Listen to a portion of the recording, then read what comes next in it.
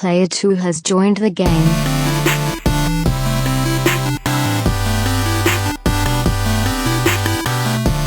Hey, yo, what's up, everybody, and welcome back to the Two-Player Co-op Podcast. As always, I'm one of your hosts here, Kevin, along with my brother from my mother, Sean. How we doing? Fantastic. I'm wearing my maybe first place in the playoffs Giants sweatshirt, but probably not.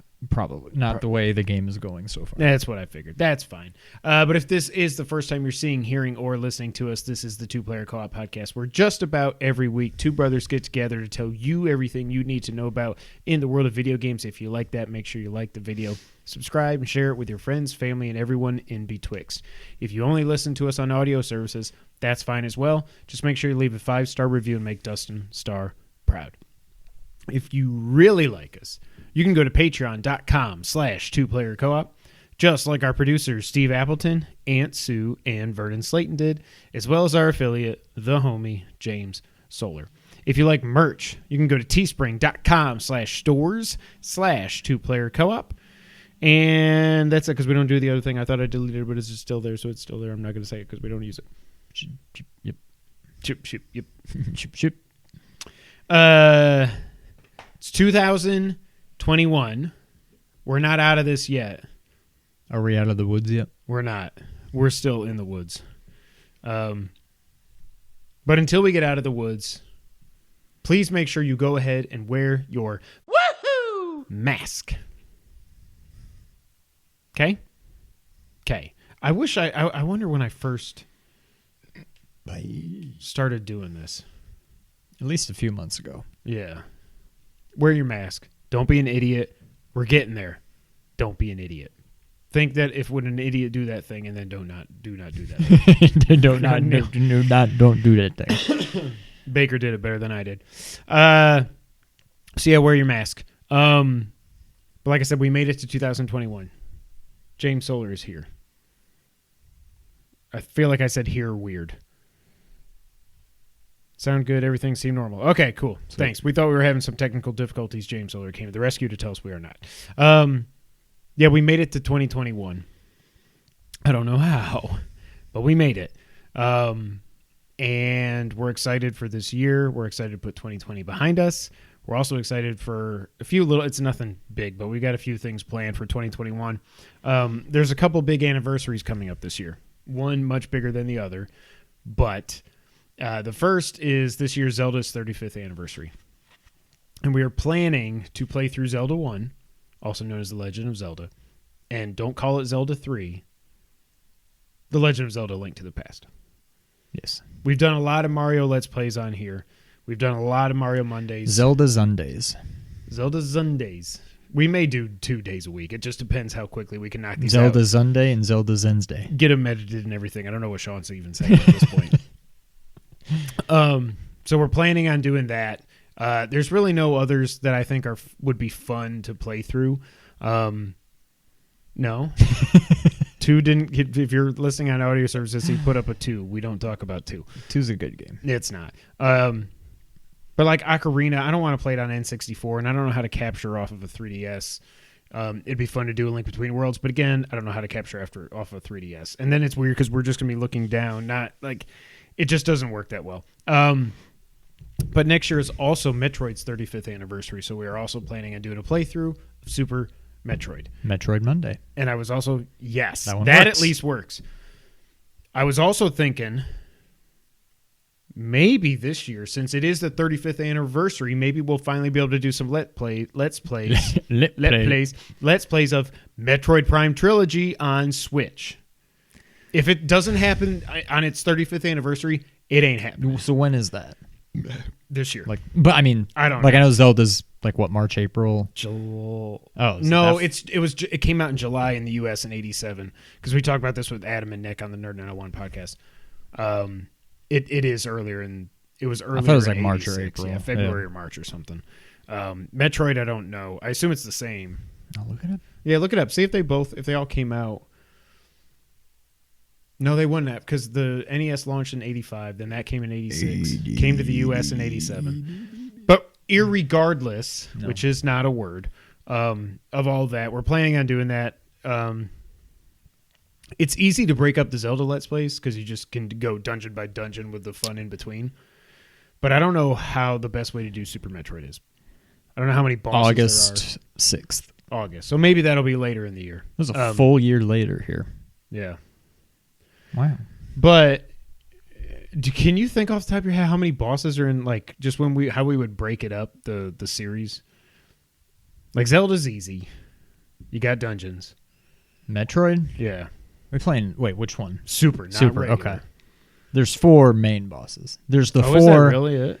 There's, yeah, because there's that statue with the 4 of them. Oh, yeah. So there's those 4, but then there's also, like, some bosses that are basically bosses that don't really count, plus Mother Brain. Yeah.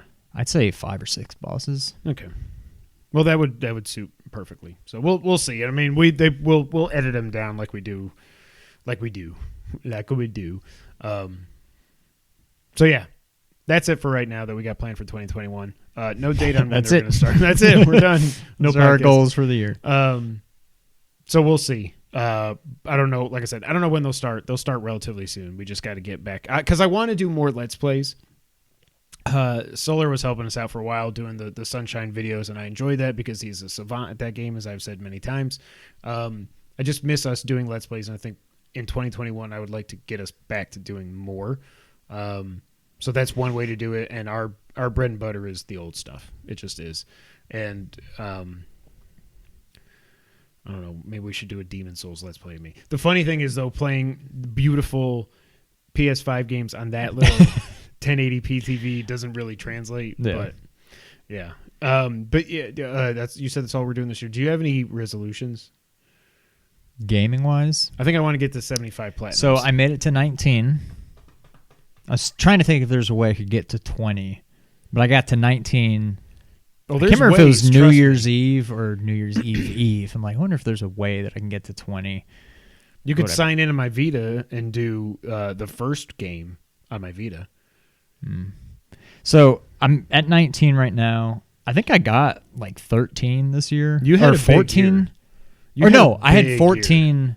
13 or 14. When I was at 17, I had gotten 13 or maybe 14 this year. So I ended Because up all with you had was like Oceanhorn, Batman. What was the other one? Spider-Man. It's the original Spider-Man, yeah. Yeah, that may have been it. So 19, maybe 40. I don't know. That's a lot because a lot of these games, these platinums are killing me. Most of them. Well, the ones you're choosing, yes. You could get to 40, really. I just realized my hoodie is all cattywampus. It's going to bug me. I mean, I'll throw it out there. I'll shoot for 40 this year. I would like to get to 240, so 21 more. I would like to get 75. I mean, I could definitely do it. I got to go back and do Miles, maybe Ghost, maybe The Last of Us, because you can do the cheats and stuff. Yeah. So that's cool. Then I got to go back. I would do Senua's Sacrifice, Senwa, however you say it, I forget. Tales from the Borderlands. I just have See, to I play don't think through I those. really have, other than games that I'm currently playing, which is Ghost, and I already know Uncharted isn't going to happen. No. I don't really have any other. Maybe The Last of Us. I just don't. I have no desire to go back and platinum that. I don't really have any that I've started that I'm like, I can just go back and go ahead and finish them up. I did all those in December. Yeah. So, I don't know. 21 could be tough. But other than that, I don't know that I really have any resolutions. One of mine we did last year, I think I said I was going to play Gears of War. I think I said I was going to play the whole series. I never even played 1 second of it. So I don't know what I was thinking. Yeah. I don't know.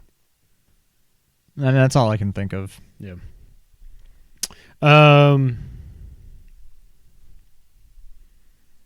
Yeah, he's got more Sunshine videos coming. Oh, okay. Which order should we do this in? I don't really need to talk about what I've been playing. Oh, I can do a little bit. I did a little bit more Call of Duty. I did go online for a couple matches. I just do domination, the capture the flag thing, because that's the only thing that's fun to me. I got some kills. I got a lot of deaths, but I did get some kills. But I realized I'm pretty good with the shotgun, which when I told that to my kids, they were like, What's up with that thing? What's wrong with you? What? Shotgun. Bang. What's up with that thing?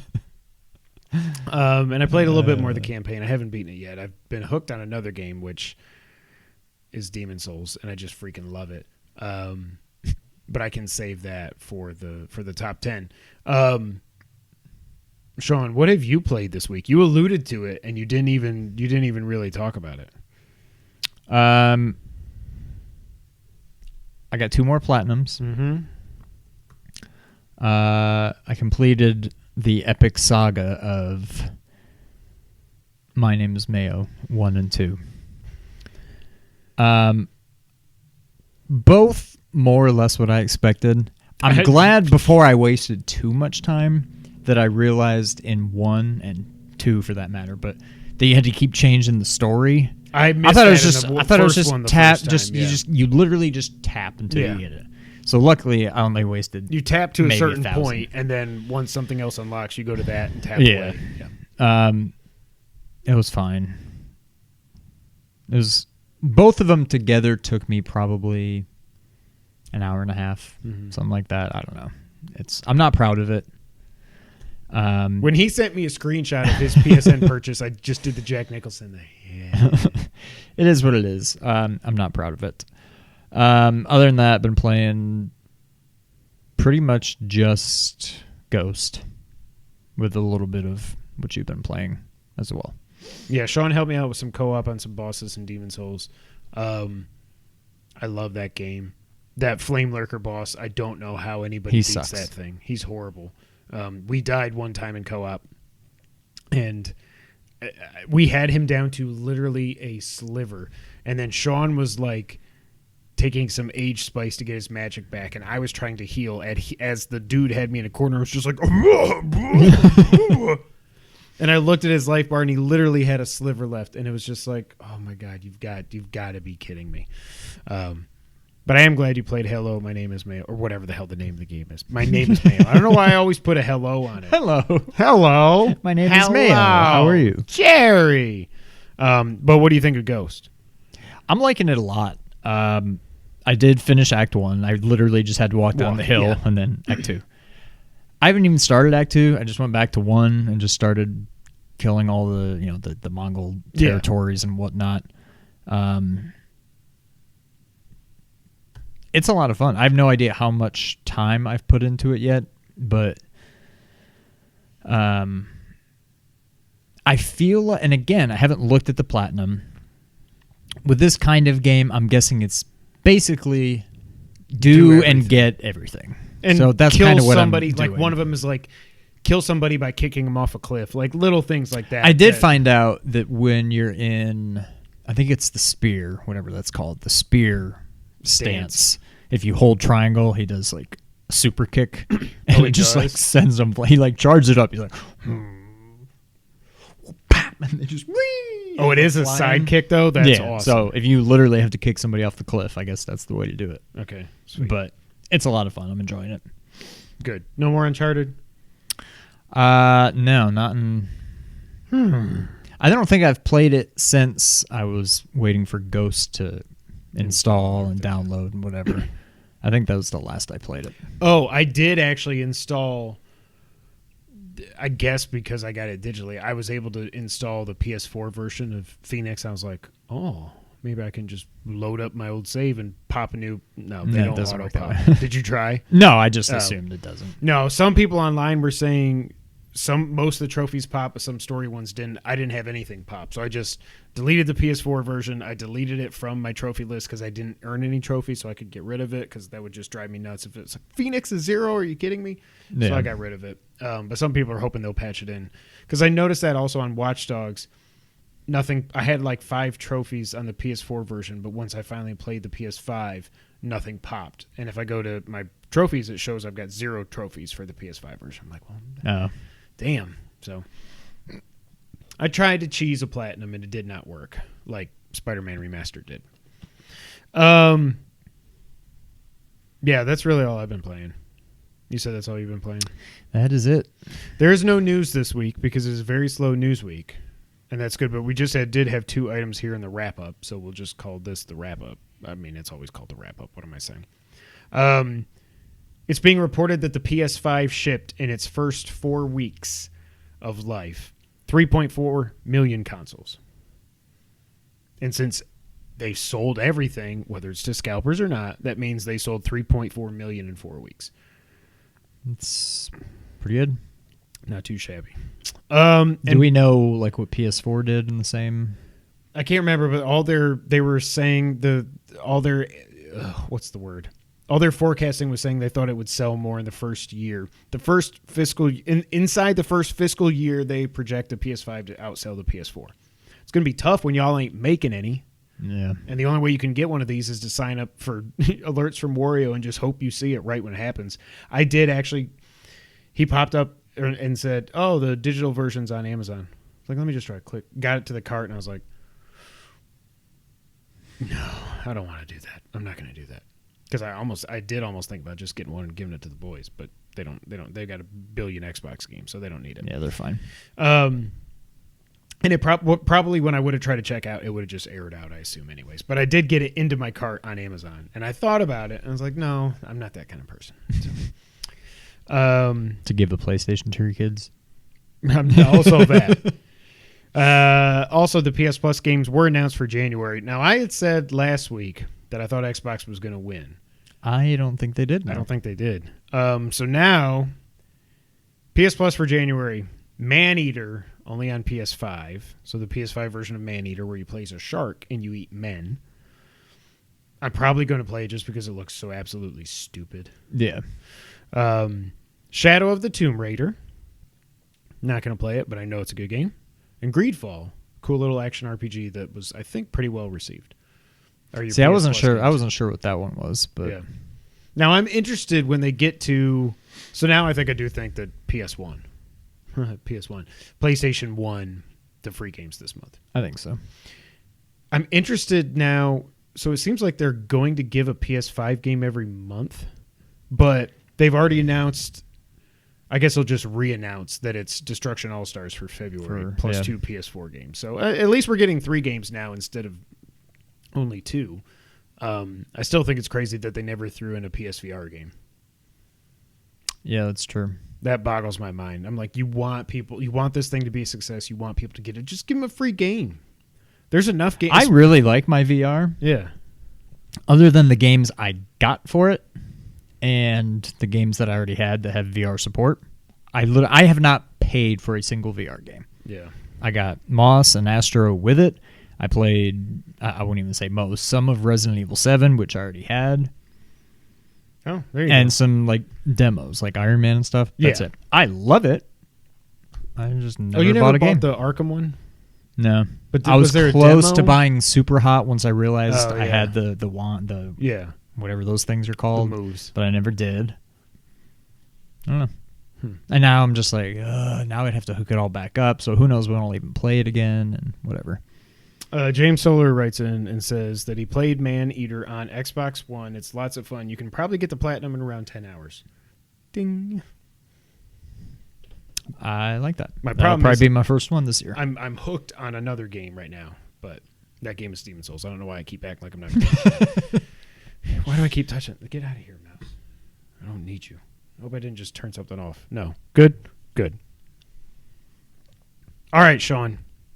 It is time for our top 10 games of 2020. The year we would all like to forget, but for today, we will remember it. Fondly. Well, not really. Yeah, the year in games. But first, before we get to that, we asked for some listener submissions, and we did get some. Thank you guys and gals so much for writing in. Ooh, it's a lady. It's a lady. First submission comes from Steve Appleton. Hey guys, hope you both had a great holiday season, all things considered, and wishing you and every personal and professional success in 2021. In previous years, it's been a struggle choosing what makes the cut in my top 10 list, but this year I found myself playing a lot of older titles, which has made even compiling a top 5 list difficult. That said, for me, there's one title that stood head and shoulders above the other offerings in 2020, and it is undeniably my game of the year, The Last of Us Part 2. Now, again, y'all wrote in with some sass in some of these comments, and I really appreciate that. Bring the sass. We love the sass. No one is getting banned. there's no wrong answers. No one's getting banned. However, if anybody does say Animal Crossings, then we may have an issue. The polarizing nature of this title really seems to stem from a couple of major decisions that were made with the narrative and the game's length. While I fully respect and appreciate people's criticisms, I felt that all aspects, from the frantic and brutal gameplay to the compelling story beats and underlying themes, were perfectly blended to deliver a masterful sequel to one of my favorite games of all time. To quote what Sean said about Naughty Dog in a previous episode. Did I say Naughty Dog? You said Naughty Dog. Actually, you didn't say Naughty Dog. You said Naughty Dog. Naughty Dog. I'm from the Habu. And I paraphrase. For what they were trying to go for, I really don't see how they could have done it any better. So there you have it, Kevin. Please don't ban me. All the best, Steve Appleton. Next submission. The Jets fired Adam Gase. Shocking. My personal game, this comes from Vernon Slayton. My personal game of the year, drum roll, Demon's Souls. All right. I gave up on the original and decided to give this one a shot, and I loved it. I'm on my third playthrough attempting to platinum. Tip, save the Demon's Souls for miracles. Ugh. Third playthrough. So I thought I screwed up, and I kind of did, but it was salvageable. There are some boss demon souls.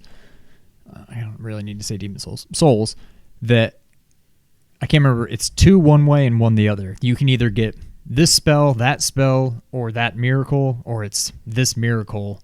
Oh, because it's that like miracle random? Or that spell. No, you can choose, but you can only use it once. Okay. Hence the multiple playthroughs. But in addition to that, at least one. And maybe there were 2. There's at least one soul that can be used to get 3 different spells or miracles or a weapon. And in my first playthrough, I used it to get a weapon. So I had to not very carefully, I just had to really think about it so I didn't screw it up. On my second playthrough, I got to where I think it was the miracles. I think there are fewer miracles. So I went ahead and saved my game, uploaded it, bought all the miracles so that trophy would pop. Okay. Downloaded that save, and then just bought spells. Okay. And then knowing full well I'll get the last spell on my third playthrough. Oh, my God. But once I read that, I'm like, oh, my God, am I going to have to do 3 full playthroughs and part of a 4th? But then luckily I saw some other people that had done something similar, so I was able to kind of salvage it by getting that trophy to just pop and then going back and just doing spells. But yeah, I'm curious, Mr. Slayton. Comment below. Let me know. How are you doing on all of the what's the word? The thing I always talk about. Optional bosses? No, like the tendency. The tendency stuff. Because there's some stuff that you need pure black tendency for to get the final ring. What was the final ring for me anyway? And then there's a bunch of world stuff that you need pure white tendency to get. So I'm curious if you've done those and how those are coming along, because that was a pain for me. Yeah. But yeah. Also, Vernon, I see you wrote in with your PSN here. I'm not going to say it in case you don't want me to say it out loud, but add me on PlayStation because I don't think we are friends. I can't remember if we are. But anybody Can you add somebody through the app? Can I just add him? I think so. But anybody who wants to add me on PSN, I'm KDubs24, KDUBBS24. Old nickname that I think I gave myself. And I don't want to change it because I'm afraid it'll screw something up. So There he is. thank you, Vernon Slayton. Well, cool. Sir Vern. Well, Bleep that out. I'm not going to. I don't think he'll care. Next submission comes from Dustin Downs. Hey, Kevin and Sean. Hope you're both doing well. This has been a crazy, weird year, and looking back, I feel like I didn't really play too many games. I'm still waiting on getting a PS5. Couldn't get one if I wanted to. So I haven't played Demon's Souls or Miles Morales, which probably would have been contenders. But there really wasn't a big standout game for me this year, unfortunately. But after saying all that, I think my GOTY would have to go to The Last of Us Part 2. I have some problems with the game, but overall I really enjoyed my time with it. The game on a technical level is absolutely phenomenal. The world is gorgeous, the combat is fluid, and the story kept me engaged even if it wasn't perfect. I also have to give a shout out to Animal Crossing New Horizons, which was almost my game of the year. Kevin probably eye rolls. I'm just kidding. Like what you like. I'm just messing around. It's still a game I hop in pretty regularly, and it's just a nice, peaceful game in this hellish year. I've also recently been playing Crash 4, and although I haven't finished it yet, I think it's going to be in my top 3 for the year. The levels have a lot of variety, and the gameplay is very challenging yet rewarding.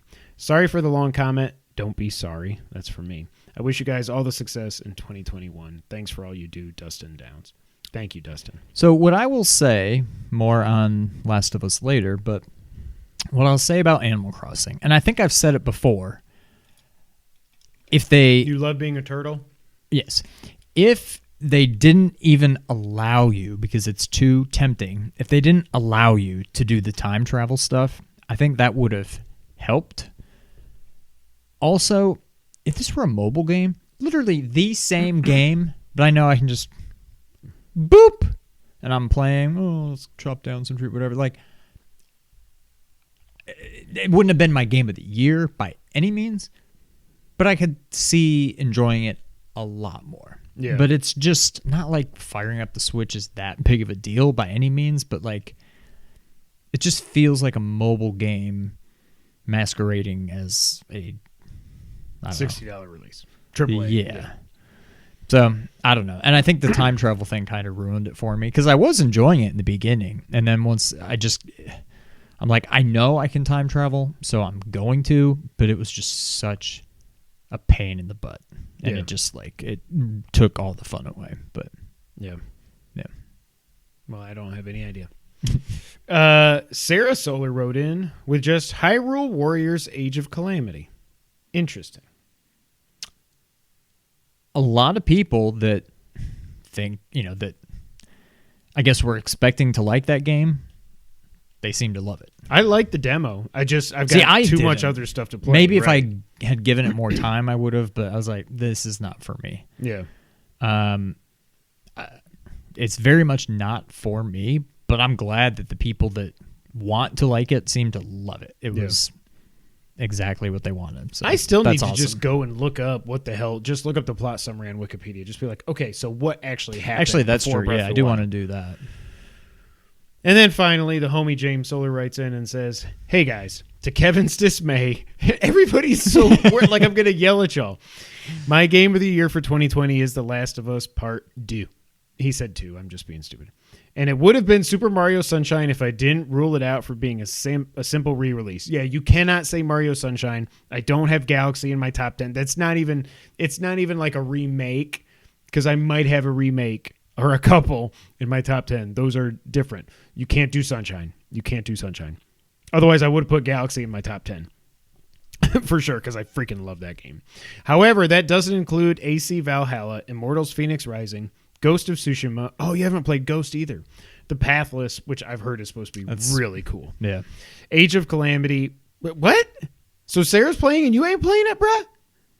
Wow. And Star Wars Squadron, since I haven't started or finished those yet. Sorry, I should have read the end of the sentence. Which means he's playing it. He just hasn't finished it. I gathered. Also, throughout your discussion, I'd be interested to hear if there were any games you found disappointing or surprisingly good. Appointing? This year. Yeah, what is the opposite of disappointing? I guess it's appointing. You appoint someone to a position. You clone something. Jerry, you need a medical dictionary. Disappointing.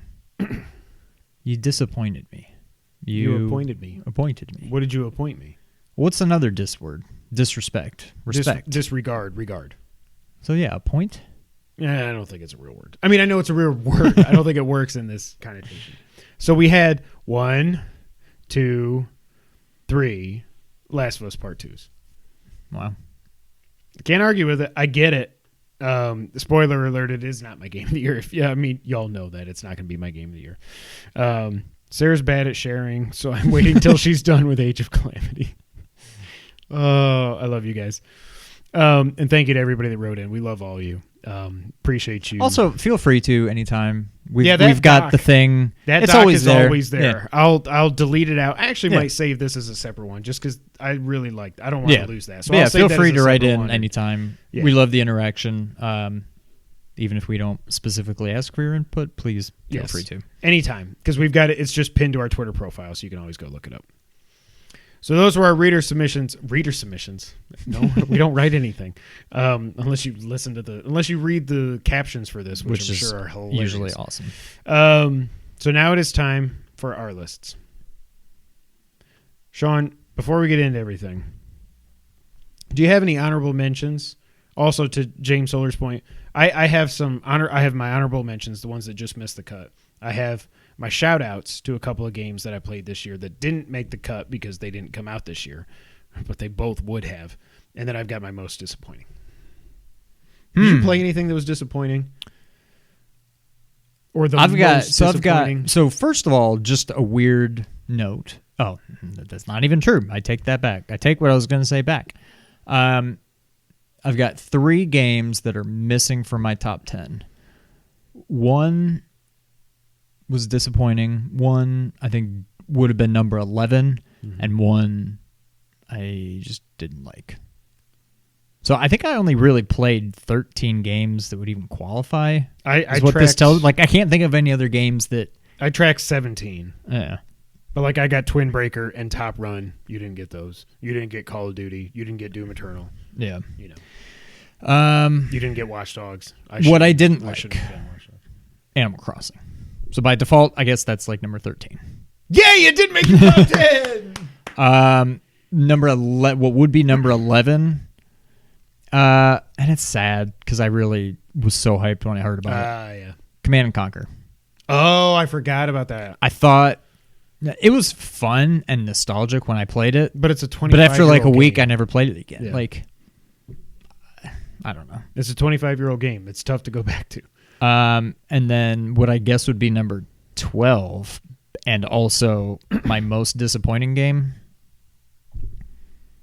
which is I'm also just disappointed. I mean, I guess it goes. I was going to say I'm disappointed that I'm disappointed, but I guess that's what disappointing means. I know what it is. All Stars. Oh, I did not. What I thought that was. I thought you were going to say Sackboy. Oh yeah, I didn't even. That's not even on there. But that's kind of disappointing too. But I didn't even. Yeah. I did not care for it. Galaxy was as good, if not better, than I remembered. Mm-hmm.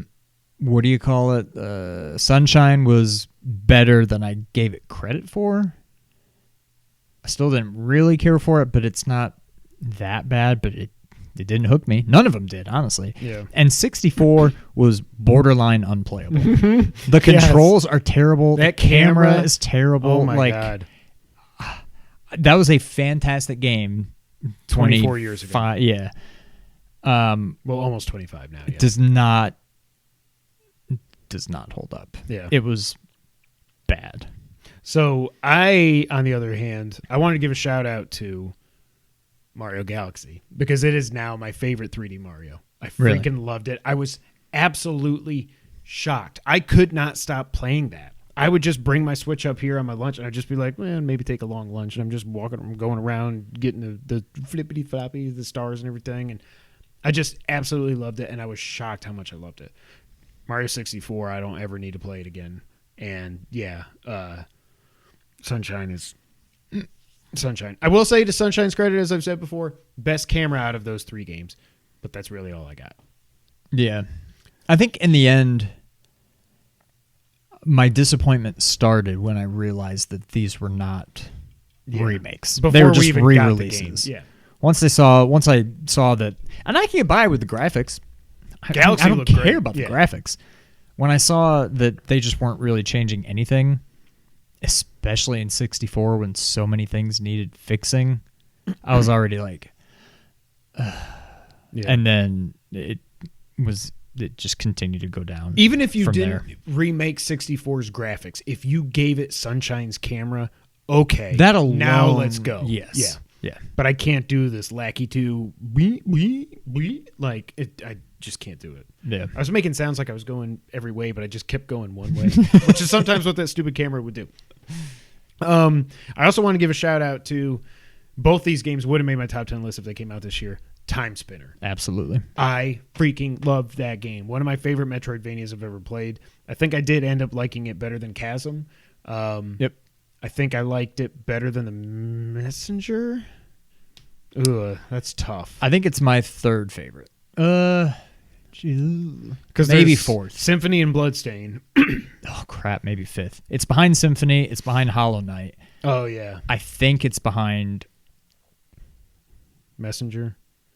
No, I think it's fifth. I would put it behind, in whatever order. It's behind Symphony, Hollow Knight, Bloodstained, and Super Metroid.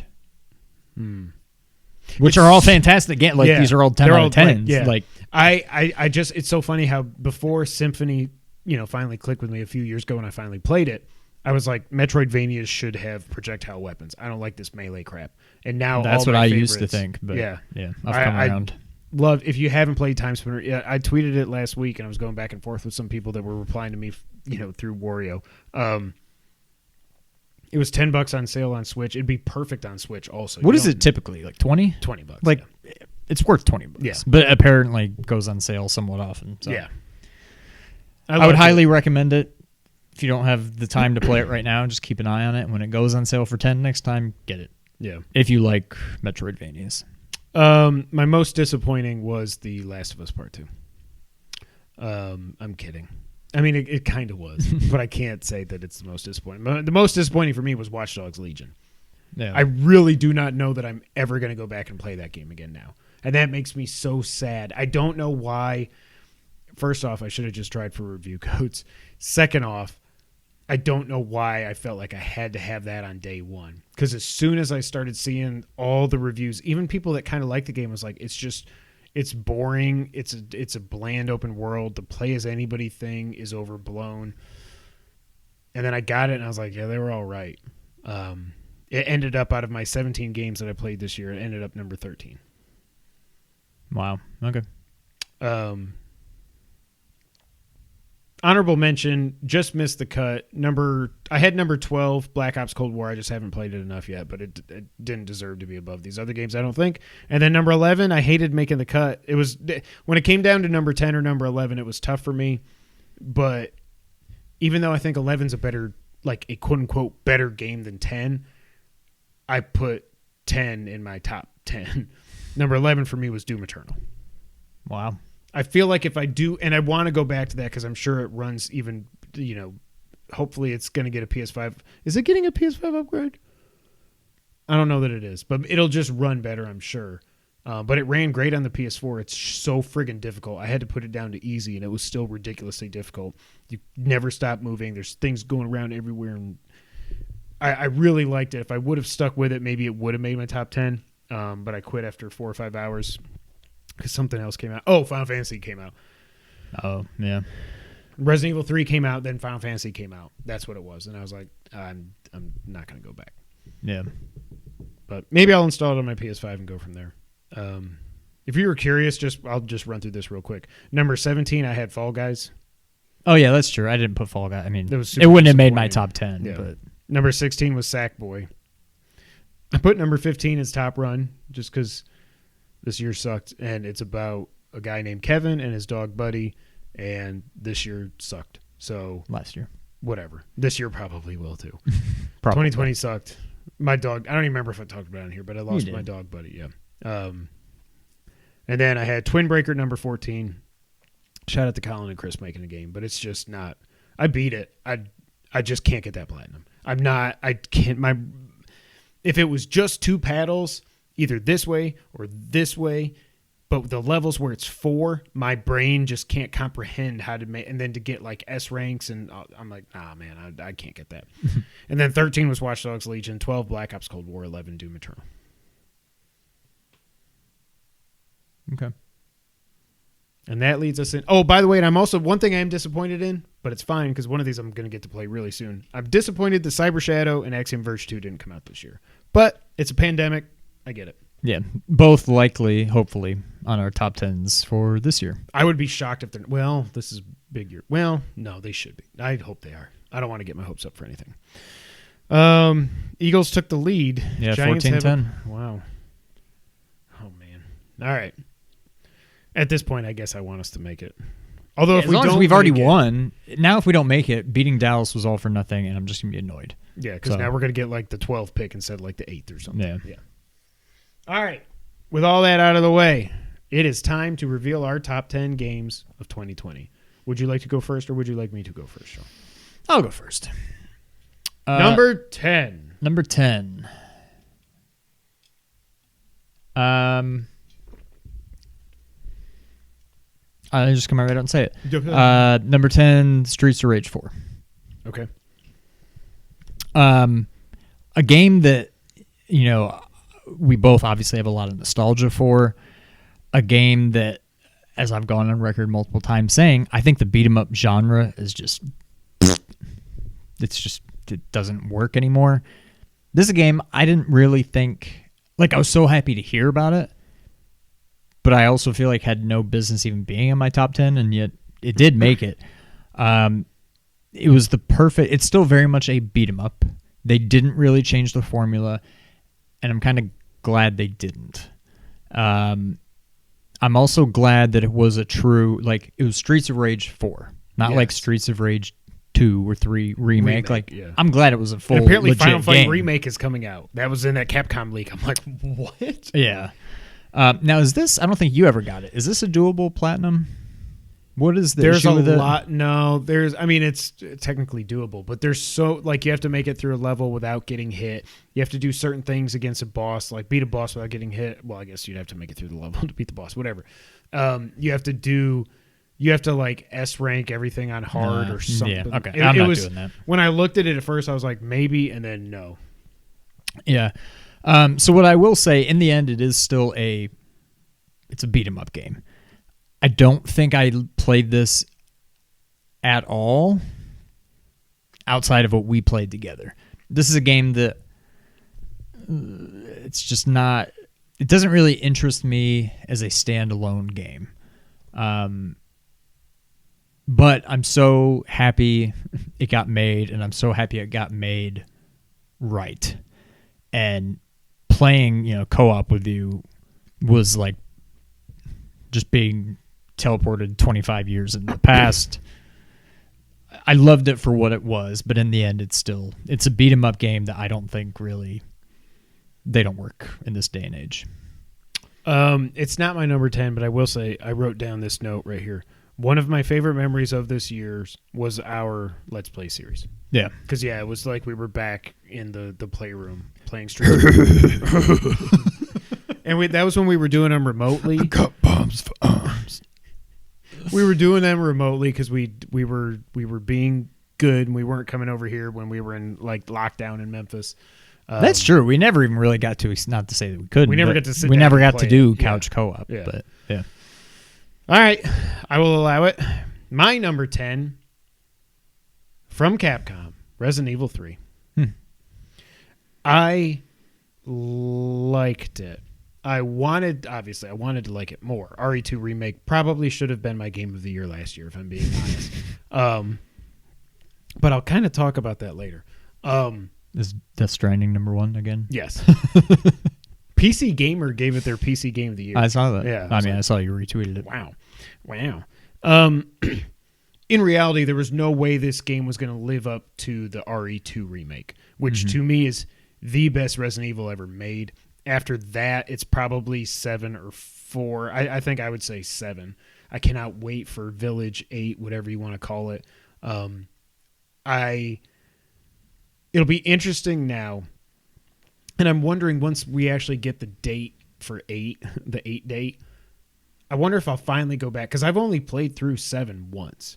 I feel like that would be the perfect time for me to finally say, I got to go back and play it again. Yes. I'll let you borrow my VR so you can do it in VR. There's no way. No way.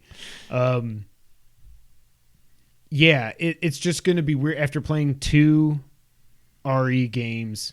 And actually, did I play 4 after 7? I'm trying to remember when that finally came to PS4. No, I think that was 2016. I think it's the 4, yeah.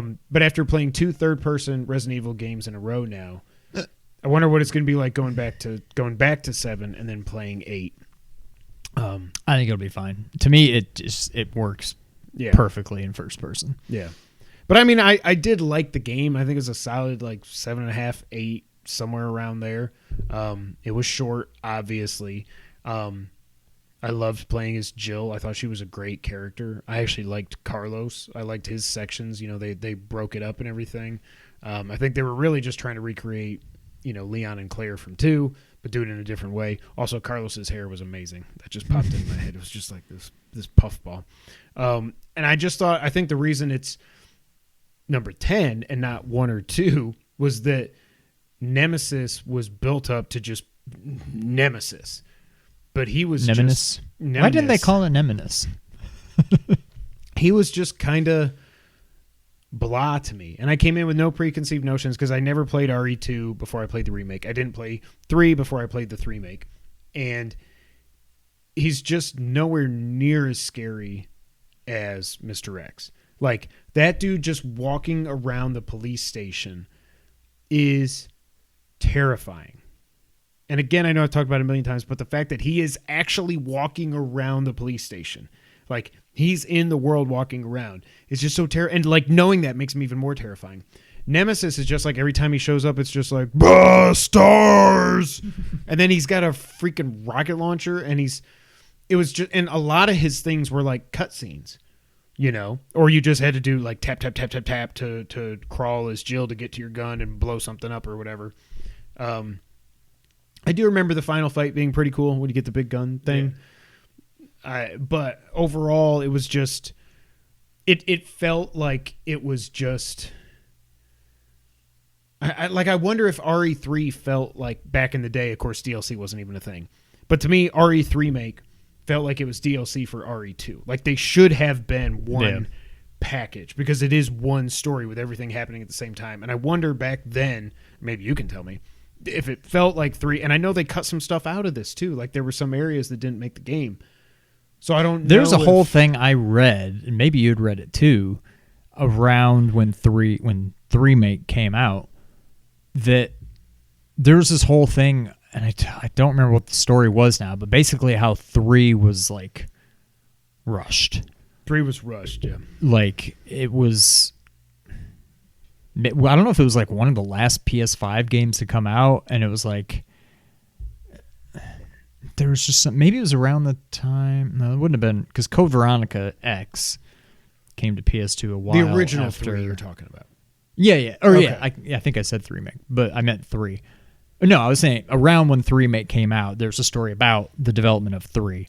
And how it was like rushed and I don't know. I was thinking you were talking about this one because I was like, yeah, I think the development on this one was rushed. Well, it may have been, but no, the original one was like it was supposed to be a PS2 game or something weird happened, but I don't know. But yeah, I'll more on that later. But yeah, so I don't know. Overall, I did not dislike the game. I think I got it when I pre-ordered on Amazon. I think it was $49. I think I got it for $10 off. It might have even been $40. I can't remember, but I feel like whatever price I got it at was a more fair price than $60. It's all arbitrary, whatever. And I know these games are what you make of them. Like I could go back and play it 7 times to get the platinum because you unlock more weapons and you do this and then you can do speed runs and blah blah blah blah blah. But I'm like, I don't need to. It really just made me want to go back and play RE2 again. Yeah. So number 10 for me, Resident Evil 3. Okay. My number 9, I struggled with this a little bit because I wanted to put it higher. But then when I look at everything above it, I'm like, I can't. Number 9 for me, Astro's Playroom. Oh, wow. To me, the worst and maybe only bad thing I can say about this game is that I wanted more. There was not enough of it. And I get it was a package-in game, whatever. It was basically meant to be like a tech demo kind of thing. Astro, whatever it's called, the VR one, Robot Rescue, whatever. That's a legit game. Mm-hmm. Like that is a full. If this game were as long as that, I'm not saying it would be my game of the year, but it would probably be in the top half. Yeah. I had so much fun with this game, and mainly I think a lot of that's due to just being my introduction to PS5. Mm-hmm. It's beautiful in its own way. It's very much a tech demo for the DualSense, really more than the PS5. I do think, even though you've got Kratos and Aloy, and all these Ellie, other things. Joel, yeah.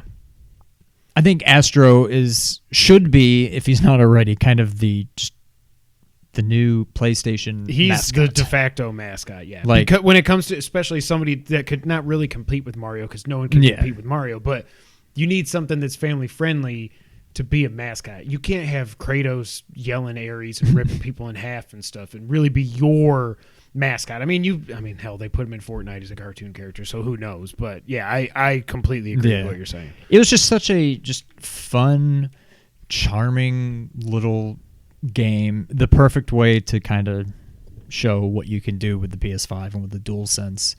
I loved all the little cameos and everything that I bet half of them went over my head. Like, there's a lot that I probably didn't even realize what I was looking at. There's a robot. We have the Terminator outside our door.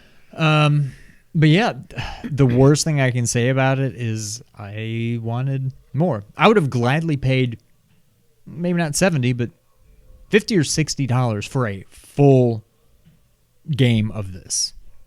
It left me wanting more. Yeah. So, ended up my number 9. Okay. I'll talk about it in a little bit.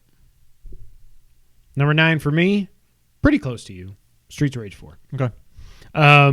I never thought this would actually be a real thing. It is so weird how, like, if you look back at going from the Genesis to the Saturn, how many franchises just got abandoned by Sega. And I don't know why. Like, we didn't even get a Sonic game outside of a port of Sonic 3D Blast on the Saturn. I think there was Sonic 3D Blast on there, right? But there wasn't like a mainline Sonic. Like, even the Dreamcast got Sonic Adventure. Like, I don't know how. What did they think they were going to do with the Saturn? Well, now I'm off on a whole other tangent. Stop, Kevin. I never thought in a million years that this game would have actually come back. Yeah. No way did I think that. And I didn't think it, even if it did, it could be this good. And it did make, for me, at least for a time, like, actually, when I think about this, how everybody says, and like, I think it was Dustin that wrote it and saying, like, how Animal Crossing got them through this year for just a small period of time. I mean, actually, it was probably like 2 or 3 days. We blew through that in our Let's Plays because we were having so much fun. That was kind of like Streets of Rage 4 was my Animal Crossing because, like, you were was that, like April? It was April something, yeah. Like, that was my Animal Crossing, yeah. Was playing that game with you online when we're separate and we weren't even doing pizza nights anymore and we were just doing Zoom calls for the podcasts and stuff. That was my Animal Crossing, and I just absolutely loved it. It transported me back 30 years. You know, we've talked about that. I love the art style. I did not know when I first saw it. I was like, this looks cool, but I don't know how this is actually going to feel when I play it. The hit detection was great. I love the bosses in this. It was so much fun. I don't know that we need beat 'em ups to just be a thing again. I kind of agree with you. It's fun to go back and play once a year, twice a year, to go play Hyperstone Heist or Turtles 4 or the Streets of Rages. You know, Final Fight, I don't think it's even in the same category. But I was glad that this was here. And it was also, like, I think the perfect amount of nostalgia for a game like this. The fact that Adam's in there and, you know, but they didn't just say, bring back everybody and Skate and Max and Zan and the kangaroo is in there just as a cameo and stuff. But, like, I thought it was the perfect amount of nostalgia, and it's one of my favorite beat 'em ups of all time. It's somewhere in the top. It's up there with it's better than Streets of Rage 2. So actually, it's probably top 2 or 3 for me with Turtles games and stuff. Yeah, it's probably top 3 or 4 anyway. Yeah. So I loved it. I did play it some single player. I went through and beat it, and I unlocked, like, the Streets of Rage 1 skin for Axel. Playing as pixelated Axel from Streets of Rage 1 in this world is just absolutely hilarious. And I think because of the timing, maybe that was, I can't remember if I had already beaten Final Fantasy VII Remake or if Remake came out after this. I don't know. I feel like I kind of stopped because I was just like, I got to play Remake, and I spent 35 hours on that or whatever it was. But yeah, Streets of Rage 4, I absolutely loved it. All right. My number 8, Resident Evil 3. Okay. I think you've pretty much already covered it. like you said, it was never going to match what 2 did. Yeah. Even the original was nowhere near. The original is probably, now I never played 0, but between 1, the 1 remake, 2, the 2 remake, obviously, 3, and what am I missing? Oh, Code Veronica. 3, the original 3, my least favorite. It's not a bad game, but it was always my least favorite. And I don't know. There's a good chance I would have liked 0 even less just because 0 did some weird things. 3 wasn't that great to begin with. My hype for this game was nowhere near what it was for 2. It's kind of like, when they remade Link's Awakening. It just felt, when you remake a very flawed, and I know a lot of people love Link's Awakening, but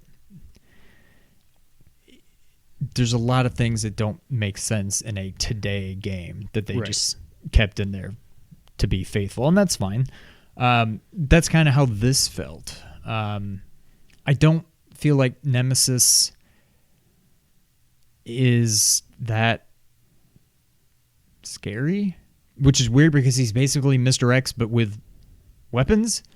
So it's like he should be way more terrifying, and he just wasn't. There were some like agree. Jump scares and stuff, but I never felt that like, oh God, where is, I know he's around here. Like there's never just that sense of dread that I feel like all good Resident Evil games should have. This was just like, all right, I know he's going to pop out. It's probably going to startle me, and then I'm just going to run away from him, and I'll be fine. So it's whatever. It was beautiful. It was very, no, I wouldn't even say it was that faithful. It was pretty faithful to the original, but there was definitely some stuff they changed. It was fine. It was about what I expected it to be. Yeah. Like I said, it was never going to be as good as 2. I didn't expect it to be. It's basically what I expected it to be, and honestly about what I wanted it to be. I would have loved for it to just blow me away, but I knew it wasn't going to. Yeah. It was good. I cannot wait to see what the hell, because obviously they're doing RE4 make. I just wonder what it's going to be. Now that one, even more so than 2, that, depending on what else comes out in the same year, I'm expecting that to be in the running for Game of the Year. Oh, and if it's absolutely. not, it's then disappointing. Screwed it up. If it ends up in 8 Yeah, on my top 10 for that year, that's gonna be a huge. Then as Angry this Joe is says, right around, yeah, all I could expect. Angry Joe would say, "You done up." Yeah. So yeah. And 4 is just such a good game, regardless of what you think about the controls and stuff. It's such an awesome, basically flawless game that it is. You better not mess it up. Yeah. It's there. Just make it prettier, fix the controls a little bit, and don't do anything else to it. I agree. Yeah. You just improve the controls on that for me, and it's like a top 10 all-time game for me. Like a lot of people already think of RE4, but my problem is I didn't play it until 15 years after it came out or whatever it was. Right. Number 8 for me, I'm going to flippity-flop these. I'm going to say number 8, Ghost of Tsushima. Originally, it was like at 10. Before some of these other games came out, I had it below Doom Eternal. Like before I started playing Phoenix Rising and some of these other games, Miles Morales, all these games that just came out. And then I was like, no, I beat Miles. I wanted to go back to it, give it its due, and I did. So it moved up a little bit for me. It's still not just this. It's not a Game of the Year contender for me. Now, maybe if I had played it all the way through, it would have been. But then also, if it would have Did you start me, over, or did you just pick up where you left No, off? I picked up where I was. Okay. I just had no idea how to play anymore, so I had to relearn everything. It's beautiful to begin with. It's beautiful on PS5. The 60 frames per second is awesome. I like the combat, but I still, like we talked about, I think it was last week. Yeah, it must have been last week. just not having a lock on in a game like this, when the camera can just end up behind bushes and trees and stuff, and I can't see, so I can't react. So I don't know if they're doing a normal attack to me that I should try to parry, or if it's a red attack that I have to dodge because I can't see because there's a freaking tree in the way or whatever. It drives me nuts. And I feel like I'm majorly in the minority here. That's a weird thing to say. I feel like I'm definitely in the minority here when it comes to this game. But it's clicked for me when I got into, when I got through Act 1, but it just didn't click for me the way it has for some other people. And like I've said, I don't have any connection to samurai movies or anything like that. I didn't want to play it in the Kurosawa mode. It's just not, I don't have that affinity for it. So that's probably why, because it seems like everybody else that loved this game, one of the reasons they love it is because they do have that connection with old samurai movies and stuff like that. Yeah. So, not a bad game at all. Very good game. Everything from here on out is very good to great. It just ended up at number 8 for me. See, I'm wondering because out of my last 7 games, there's one I know you don't have. And I'm trying to think of what you would have, because I know 6 of these 7 you're going to have. And one of them you're not. And I'm trying to think of what you have that I don't. If there's something you played that I didn't, other than like Watch Dogs and... Wait, because you said Doom Eternal didn't make your top 10, right? Right. I'm hoping I didn't forget again. You did. We'll see. Do you want me to whisper? No, well, I'll figure it out. Do you know what you think I forgot? Yeah.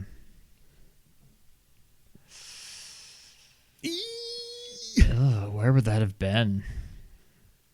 If anything, it may have knocked Streets of Rage 4 out. I don't think it would have been higher than 10. Really? Yeah. Okay. But yeah, I did forget about that. That's fine. So my next one is Paper Mario. Which is the one you obviously don't have. God, I forgot this even came out this year. That's Yeah. right. Okay. I really wanted this game to be higher. I forget, did you beat it? Oh, yeah. Okay. I'm convinced now that this series peaked with Thousand Year Door. It'll never achieve that, at least for me, that level of whatever again. The combat took a little getting used to, but overall, I really liked this game. It was still a Paper Mario game in terms of like the writing and just the atmosphere, the environment, whatever. It was a Paper Mario game through and through. But I also just kind of miss, and maybe I'm in the minority here, I miss just old school turn-based role-playing games. Now, obviously, that doesn't work in something like a Final Fantasy VII. Yeah. But in a game like this, it would still work. You can maybe make small tweaks, but whatever. I don't think this game needed to have its own brand unique combat system. It was an interesting thing they did. I hope this is not like a new thing. I hope that whatever the next Paper Mario game doesn't keep it. But it was fine. It was a little different. All I know is when I started seeing the trailers about that rank system, I was like, I can't even do regular turn-based games. This would absolutely break my brain. For the most part, it wasn't too bad. The only times I really struggled were on the boss fights. And it's too hard to even explain why, but it was just... In the normal enemies, it was fine. It got a little repetitive, which I know, like, I'm sure people would say turn-based is very repetitive, but I don't know. Overall, the game was fun. It was a cool story. It was beautiful. I just didn't really care for the combat. If it was more of a traditional turn-based combat thing, this probably could have been in like my top 5 somewhere. But I still really liked it. It's by no means my most disappointing game of the year, not even close. But I wished it was better than it was. And it's really just the combat system. Yeah. But, oh well. So yeah, number, what was that? 7, Paper Mario. Number 7 for me, this might shock some people. And it kind of shocked me when I was going through and making my list. And I thought I had this list nailed down. And then I started going through actually this morning, and I was going through each. And like we said, I like to take notes. I was going through each of my things. I was like, let me write down just a couple notes so I don't forget to talk about certain things just for each of these games. And as I was writing down the notes, I was like, man, I'm writing more notes about stuff I like for these other games than I am for this game. Wow, I did like those games better than this. And number 7 for me is Miles Morales. I love Miles as a character. Is it Najee Jeter? Is that his name? Something like that. Fantastic as Miles. All the characters in this game I loved. It's one of the things I loved the most about Spider-Man 2018 was the performances and the acting and everything. I loved him as a character. I loved all the characters in this. I thought the story was fine. I thought it was just plain as day who the Tinkerer was. I was right. Certain things that I thought were going to happen. It was just very predictable. Once you got, this is what's going on with Roxxon and the underground, pretty much knew everything that was going to happen. So I'll go ahead and say I've got this number 6, so Okay. we can do this simultaneously. The game is beautiful. I still say, I think as far as the gameplay goes, I think I liked playing as Miles more than Peter. Better powers. I think I loved his animations and stuff, but there was something, and it's not just because the game wasn't as long as Spider-Man, because I didn't want to spend 30 hours. No, a lot of in the what game. made this shorter was a lot of the crap that didn't need to be in Spider-Man. Yeah. I can't put my finger on what exactly it is about this, but it just did feel like it was DLC. Yeah, well, At the even end of the day. before we knew this is what was coming, my concern about, and still kind of is, maybe even more so now, my concern about Spider-Man 2, whatever that ends up being, or if it'll just be Spider-Man 3, I don't know what it will be. It's, what are you going to change? I loved Spider-Man. Mm-hmm. This just felt like more of that. It just got repetitive. It got very while. repetitive. And I don't know that it's so glad- much this game in particular. If Spider-Man had never happened and this was the first game of the Spider-Man thing, I think I would have loved it. Even though Spider-Man was 2 years ago? It was 2018? It was God of War, yeah. See, and I think I that's, still just didn't need to, I don't know. Like, it was fun at first, yeah. but by the end of it, I haven't was gone back already... and platinum yet, and it's not a long platinum. That should tell you something, you know? But it's like when you think about comparing it, because obviously when Spider-Man came out, we all compared it to the Arkham games. But what the Arkham games did was, like, again, this just felt like more Spider-Man just with different powers and just a different Spider-Man. Whereas the Arkham games, you had Arkham Asylum first, claustrophobic, Metroidvania in Arkham Asylum. This is awesome. Make another Batman game, Arkham City. Now it's open world now. You can fly around Arkham City with this, lockdown portion of Gotham and everything. Then we get to Arkham Origins, which was kind of more of the same. But if you're just talking about the Rocksteady trilogy, then comes Arkham Knight. We know my thoughts on the Batmobile, but they did introduce the Batmobile, and that changed so something was changing with each of the 3 games, whereas this was really just, you just changed the man behind the mask, and I love the man behind the mask. I thought he was freaking awesome, and gave him some more powers. But everything else, it's just like, okay, here's a bunch of enemies, here's a bunch of crimes. The story's predictable. I wanted this to be in the running for my game of the year. I really did. And at the end of the day, I thought it might it's be. just not. Yeah. Yeah. I loved Miles. I loved the story. I think, to me, just because it's what I grew up with, like, Peter Parker's my Spider-Man. That being said, I loved Miles. I don't... for that matter, I loved Spider-Verse. You can't top the 6. Like, I don't care. I didn't really care about the Tinkerer. Prowler's cool. I like that element. Yeah. Tinkerer, I'm like, this is the big bad in this game? Like, I felt like they were trying to make her, and again, I may be in the minority here, this, like, sympathetic, like, you're supposed to feel bad for her and whatever. I I didn't really care for her. I'm like, I did at first, you're but trying then to like she's trying blow to- up. Like, what do you do? Yeah. Like, no part of me like felt bad for her. Like, okay, you lost. What's his name? Brother. Yeah, whatever I can't his name think of was. his name, yeah. But and yeah, obviously that sucks. That's unfortunate. Whatever. But then it's like, well, instead, I'm just gonna go and just like become a terrorist, basically. Like, I guess we and should I have know said spoiler warning. a but- little bit of a spoiler warning, but like, No, I know. I don't know. The And didn't you like, agree from the beginning that it was obvious who the Tinkerer Oh, was? yeah, yeah. Yeah, I was like, the obviously. story of Miles, Yeah. I think, was awesome because you had a lot of that. Like, Peter's just like, so long, you're Spider-Man now, and I think it's when he's talking to what's his name, the guy in the chair, Genki. Yeah, Genki. When he tells him, he's like, whenever you talk about, I can't remember what he said. He said something like, whenever you talk about Peter, you call him Spider-Man. Yeah. And you're saying you're the other Spider-Man or whatever. And he's like, no, you are Spider-Man.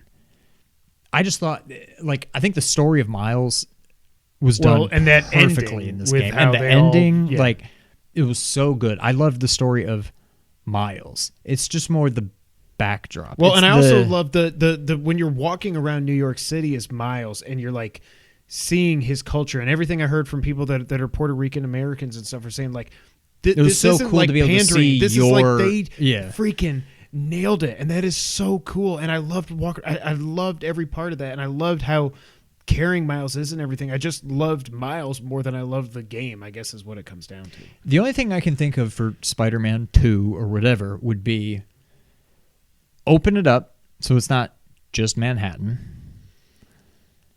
There are some crazy theories that I wrote. I watched a video on from the game theorist from Matt Pat or whatever his name is about who the villain is and where it actually takes place. And I won't say in case it ends up being true. I don't want you to be spoiled, but I don't know that he's true. I don't think he's right. I don't think you can do another Spider-Man You game can't that's just use literally that map just again. Manhattan. Yeah. Like, it's New York. It doesn't change. It's one thing to have every Zelda game be in Hyrule.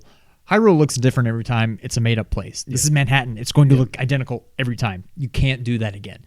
I think if they open it up a little bit, so Manhattan is like a part of it, think of GTA, and furthermore, have it kind of be like GTA 5, where you can switch between Peter and Miles on the fly. They've each got their own story arcs. Sometimes they come together, whatever. Yeah. Like, I think that could be cool. Well, that also- would be something new. Because it's going to be weird going from all these cool Venom powers to just Peter.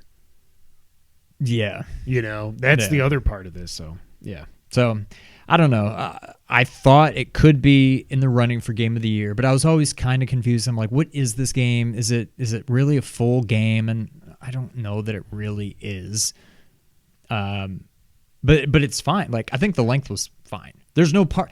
Unlike Astrobot, this game did not leave me wanting more. Even though it obviously wasn't shorter than Astro, but it was shorter than the original. It was plenty. But yeah, I think the worst thing is that it just got a little too repetitive for me. Yeah. But yeah. It sounds like I hate the game. I didn't hate the game. It was still my number 7 game. I liked it better than Ghost, and I like it better than the others. But yeah. So my number 6 is Bloodstained Curse of the Moon 2. Wow. Okay. When I think back to this game, like I remember when I played through it the first time and I just beat the first playthrough and I was like, well, that was cool. Maybe I'll do some more and whatever. But it was once you got the platinum and you were like, oh no, you can get this platinum. I was like, okay, I can get this platinum. And I just looked up because you had to do the second playthrough a certain way because you had to do it twice to open up these other branching paths. And it's the best NES Castlevania game ever made.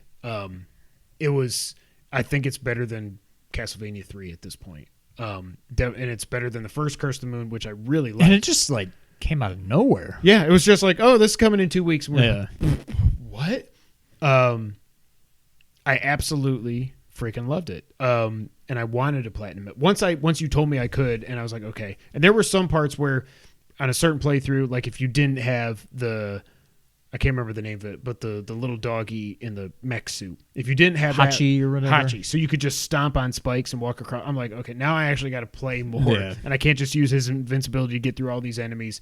And it made you change the way you play and use it. I always like, and there's so much strategy involved with having the different characters because like oh, I got to switch. I got one health light. Even if I don't like the next person in my lineup, I got to at least switch to them so I don't die, so I don't have to start over against this boss and yada, yada, yada.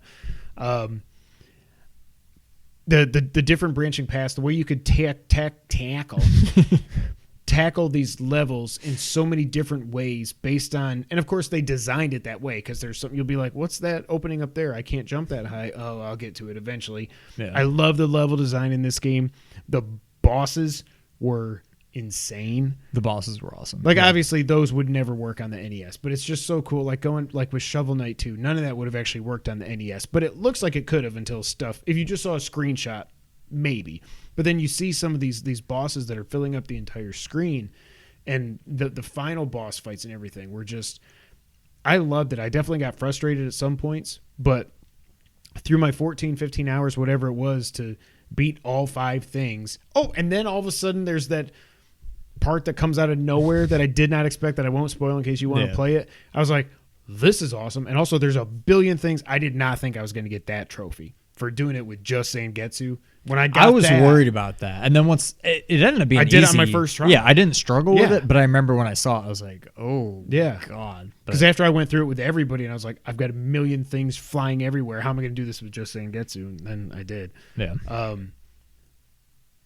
Love the character swapping. Love the bosses, like I said. The different power-ups that each character can get and everything. It's just so funny how Iga leaves Konami. And he's like, try and stop me.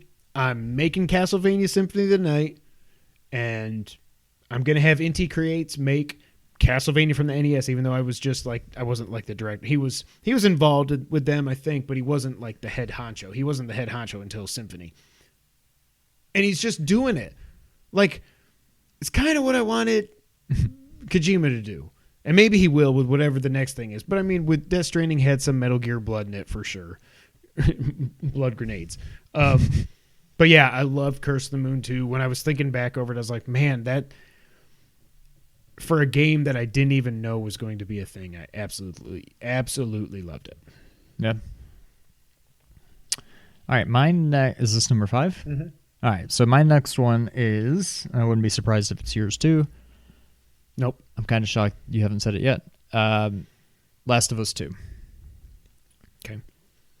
So you ended up putting it higher than I did. This is hilarious, yeah. But I put my number 5 way higher than you put this game. Oh, I'm surprised you...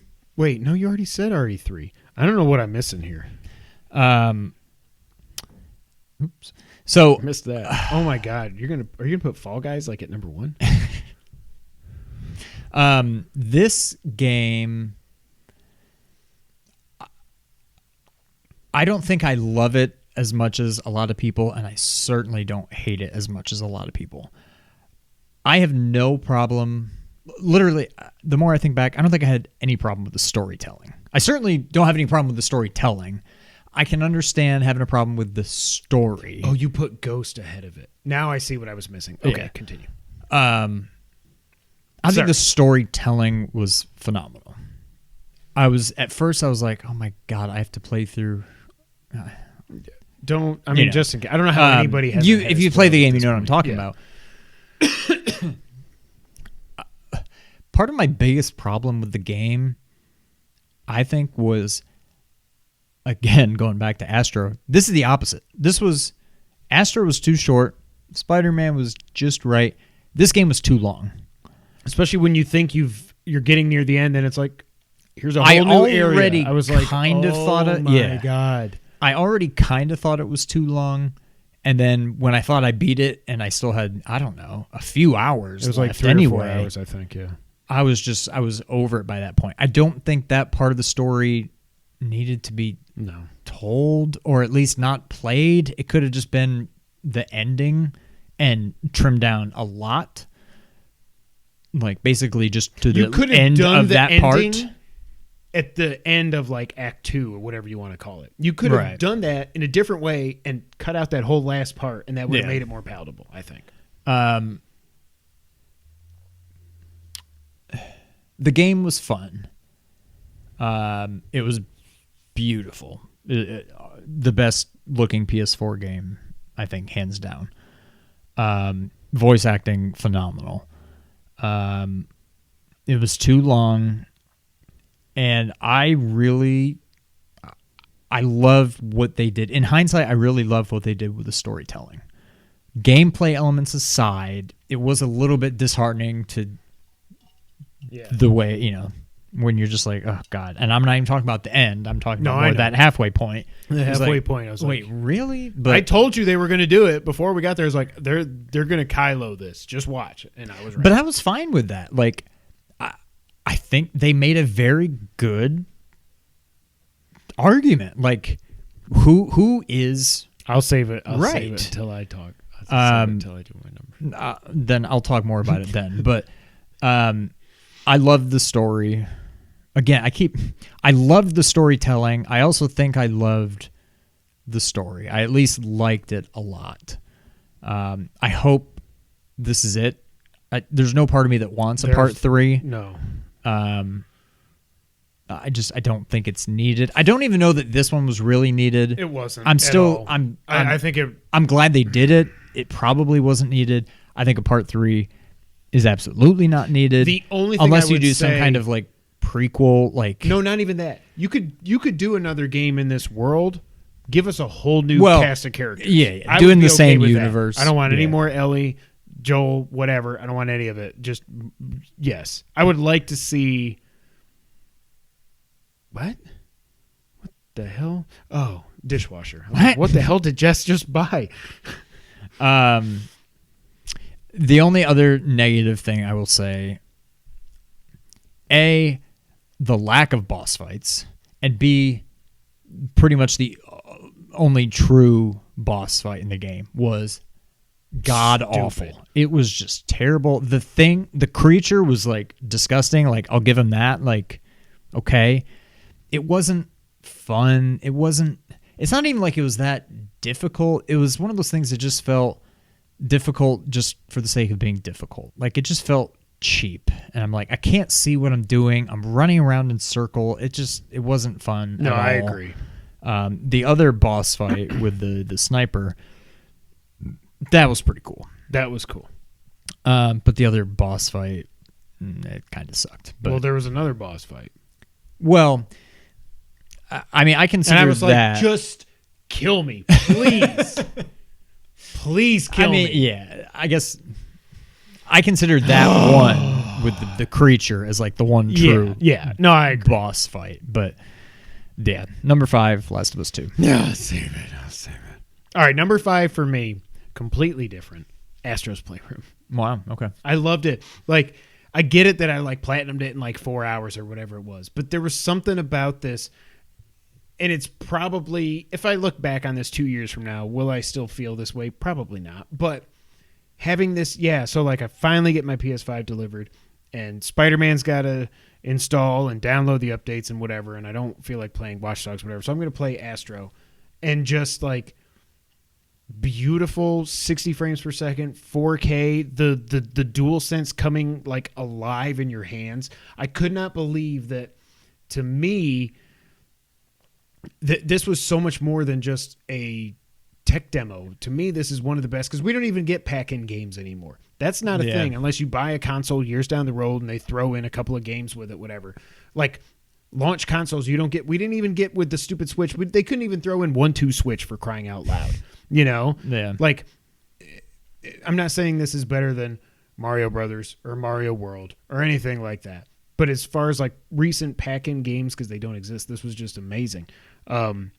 It's one of my favorite 3D platformers ever. And it was essentially a tech demo. And when I did find out that it actually had a platinum, I was like, oh, I'm so happy about this. There were a couple trophies that were annoying, like making the monkey robot thing fall 100 meters and then grab on because the white clouds kept following me up. I'm like, you're not supposed to. I'm watching the Funtivity video on how to do this, and they're not supposed to follow me up. Why are they following me up? But whatever. I just had so much fun. And the variety of the levels from the beach to the ice, and Astro's got his hands behind his back and he's ice skating and stuff. I was like, this is just so wholesome and fun, and I thought it was better than Spider-Man. Like, I just absolutely loved it. he needs more games. Like you said, this should be PlayStation's mascot going forward. I almost wish Rescue Mission, because I don't want to borrow your VR to play through that. I'm not going to do that.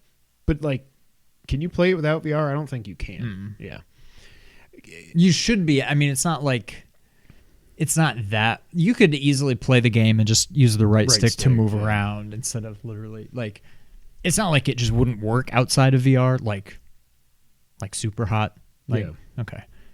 That game doesn't need to be in VR. Same thing with Moss. But yeah, that's the only also way to play like this thing, and this thing made me fall in love from the beginning with my DualSense, and it's gonna end up being at the end of the day one of my favorite controllers ever. I'm pretty sure. And just like when I think back to like the rocket levels and stuff, and how that thing, I'm like, what the hell is happening inside this controller that does this? I just absolutely loved it. Astro's adorable. Like the enemies are fun. Like there actually were some boss fights and stuff, and you can get a bubbled gun and you can get a bow and arrow and stuff. And then like, I loved all the things that you would get into. Like I said, the rocket, the monkey climber, the ball thing. What was the other one? Oh, the spring. Which that normally I don't like springs. I did not like the spring parts of Mario Galaxy, random free association. But I like that in this. Like it was just all so much fun. And it also introduced me to the Funtivities, because I was like, where the hell is this puzzle piece? Yeah. Funtivities, boom, there it is. I just absolutely loved it. And I think it's one of the reasons I was so disappointed by Sackboy was because this tech demo was so much better in my mind. So give us more Astro games. This also did leave me wanting more, but the opposite of you. It's like it left me wanting more just because it was so freaking awesome that I want them to make DLC for it, or make another one, or just make a full Astro 3D platformer, please. Yeah. My number 5. I'm sure I'm getting too deep, but as far as the Astro lore, yes, are all of the Astros Astro, or are we literally playing as the same little robot in this as we played in Rescue Mission, and like they're all identical? Is his name Astro and the other ones have different names? Or like, I don't know. They're all the same. They all look identical. Do they all have their own names, and this one's name happens to be Astro? Well, this was called Astro's Playroom. The other one was Astrobot Rescue Mission. Yeah, and that one you're rescuing Astrobots, but you're also controlling an Astrobot. I assume it's the same Astro, but now that you mention it, I'm like, well, yeah, they're all freaking identical unless they're wearing like a snake costume or something. I mean, Solid Snake, or Naked Snake, or Venom Snake, or... Oscar Isaac is playing Solid Snake. Here's a picture of Big Boss. Freaking idiots. All right. That was my number 5. Number 4, Sean. My number 4, this is when it got to, starting now, all 4 of these games I think could have been my game of the year. Number 4, I've got Phoenix. Wow. You love Ghost. Yeah. Okay, good. So Phoenix, it still annoys me, even though it shouldn't. It annoys me how much people are sleeping on this, apparently. Yeah. It was so much fun. It's nothing breathtaking to look at or anything. It looks fine. It looks as good as it needs to. When I fired up the PS4 version, the PS5 version is awesome. Really? Going to 30 frames per second, and I noticed when I walked around a couple times, Phoenix was kind of hovering over the rocks and stuff. I was like, this isn't, and it wasn't as, the controls weren't as responsive. I was like, really? This was made for next gen, even though it doesn't really look like it. The story was awesome. I mean, it's still your typical Greek mythology. It's a little bit of a different twist. The writing was fantastic. Like I think I mentioned when we first started playing it, it very much reminds me of like The Messenger. It's very, meta. Yeah, that's the perfect comparison. It's The Messenger. I'm not entirely sure this game isn't better than Breath of the Wild. They're obviously very similar, yet still very different. I will say, I can at least say this game does a lot of things that I wish Breath of the Wild had done. I can say that for sure. Yeah, I agree. It was just a lot of fun. The some parts of the platinum were a little, and that's on me. Like you don't have to get the platinum, but like, I don't know that getting the platinum in this game really added anything to it for me. And I'm sure that's the same with a lot of games. A lot of times getting the platinum isn't very fun. This one, it just made me basically unstoppable by the time I went to the final boss. yeah. But it was fun. Like, I love the far sight or whatever it was called, to be able to just kind of like find things on the map. Little things like, I wish you could zoom in a little further on the map. I wish the map had a little bit more fidelity to it. Whatever. But I like this game a lot. I've always liked anything, Greek mythology. I like that this was a little bit of a more lighthearted take at it, at least compared to like something like God of War. Or Assassin's Creed. Yeah. It was awesome. It could have been like, there's, like I said, everything from here on, I can make a case as to how it could be my game of the year. I ended up putting this at 4. I can't wait for the DLC. I'm looking forward to diving back in. But yeah, it was. I really, really enjoyed this game. Don't sleep on it. If you like Breath of the Wild, if you like any of these open world kind of games, just check it out. It's so much fun. You just remind me of one other thing I want to talk about when you talk about the DLC. Number 4 for me, The Last of Us 2. Okay. So this should have been my game of the year. And it's not even, and I'm not going to go into spoilers here, but the fact that, I'll say this, the fact that I have so many, and you can go watch our spoiler cast, so many issues with the story and the way they did the storytelling, that I still rank this freaking thing at number 4, shows you how much I loved the actual gameplay. I think it plays light years better than the first Last of Us. I think The Last of Us overall I prefer is a better game because I love storytelling in games, and I think that one was much better and one of the best endings ever in a game. I loved this game. I wanted to love it much more. It's like I said, the most technically impressive game I've ever seen in the history of video games. And this was on and I played it on a base PS4. So did Sean. We didn't even have a PS4 Pro. We played this on a base PS4. The acting, like Sean said, was freaking amazing. My heart broke multiple times. I got very angry multiple times. Sean's right. The game is too long. It's bloated. When you get to Act 2 and a title card comes up that says Day 1, you're like, you got to be kidding me. Yeah. You've got to be kidding me. No spoilers, but you've got to be kidding me. But the reason that this isn't my game of the year is I hated the story. It's not I didn't write The Last of Us. I couldn't write The Last of Us. I couldn't do it. I couldn't. But it's not even the thing that happens 2 hours into the game. That was effective in that it made me feel a certain way. But then halfway through, you're like, but wait, have you thought about this? And then there's like, oh, I love the dog. This dog's going to be important later. I love the dog. Oh, I'm so nice. I love the dog. Oh, there's seals. I love the seals. Oh, this is really hard without getting into spoilers. But I thought everything that they did, I still think I know what they tried to do, obviously. I thought they went about it the wrong way. I thought it was way too heavy-handed and way too just like hitting you over the head with, this is how we want you to feel. I don't think they left anything up to interpretation. It was just like, that's where we disagree. You're making it sound like they say, hey, this is the way you're supposed to feel. I look at it as there's two sides to this coin. They're not saying you're wrong, here's how you're supposed to feel. They're saying you may think that way and that's fine, but consider this also.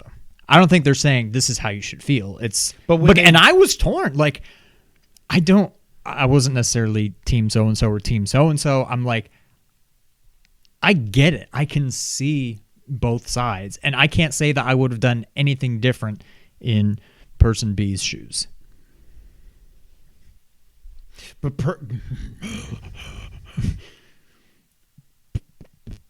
person B just couldn't go and just kabang. It'd be like, no, I'm going to torture and bludgeon you to death. And also, no, but she did. She's the one that was like, didn't she just kind of end it? Right?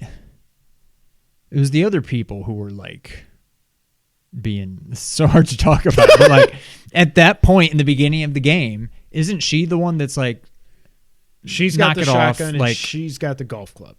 Yeah. I don't know.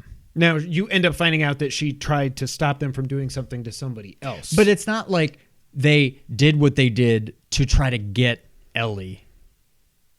Like, let's do this so Ellie comes here so we can make her watch. No, they were going to do what they did. Ellie just happened to show up, so she was there for it. Right. But it's not like it was this elaborate scheme to like... But also, like, I don't believe that a certain character would have just let that happen to him or herself. I don't think that makes any sense. I don't like... The rest of the stuff, it's just the actual crux of the story I thought was just so... Let us hit you over the freaking head with the fact that this is a good person. But it didn't connect with me. It was just like, I know what you're trying to do. And also the fact that the whole story, like you were saying, you don't even know if this needed to be a game. After playing it, I don't think it did need to. And that's not to discredit Naughty Dog. I just think this you could have left that alone. Yeah, it was perfectly fine what they did. But a random NPC from something near the end of the first game sets this entire game in motion is such a retcon. It's not on the level of freaking Palpatine being alive, but like that's the whole reason for this. Counterpoint though, and I know it's different, but think back, because that's the first thing I thought of when you said that. Breaking Bad, the whole thing with Saul, and he's saying, what is going on? Who sent you? Did Ignacio send you? Did what's his other name send you?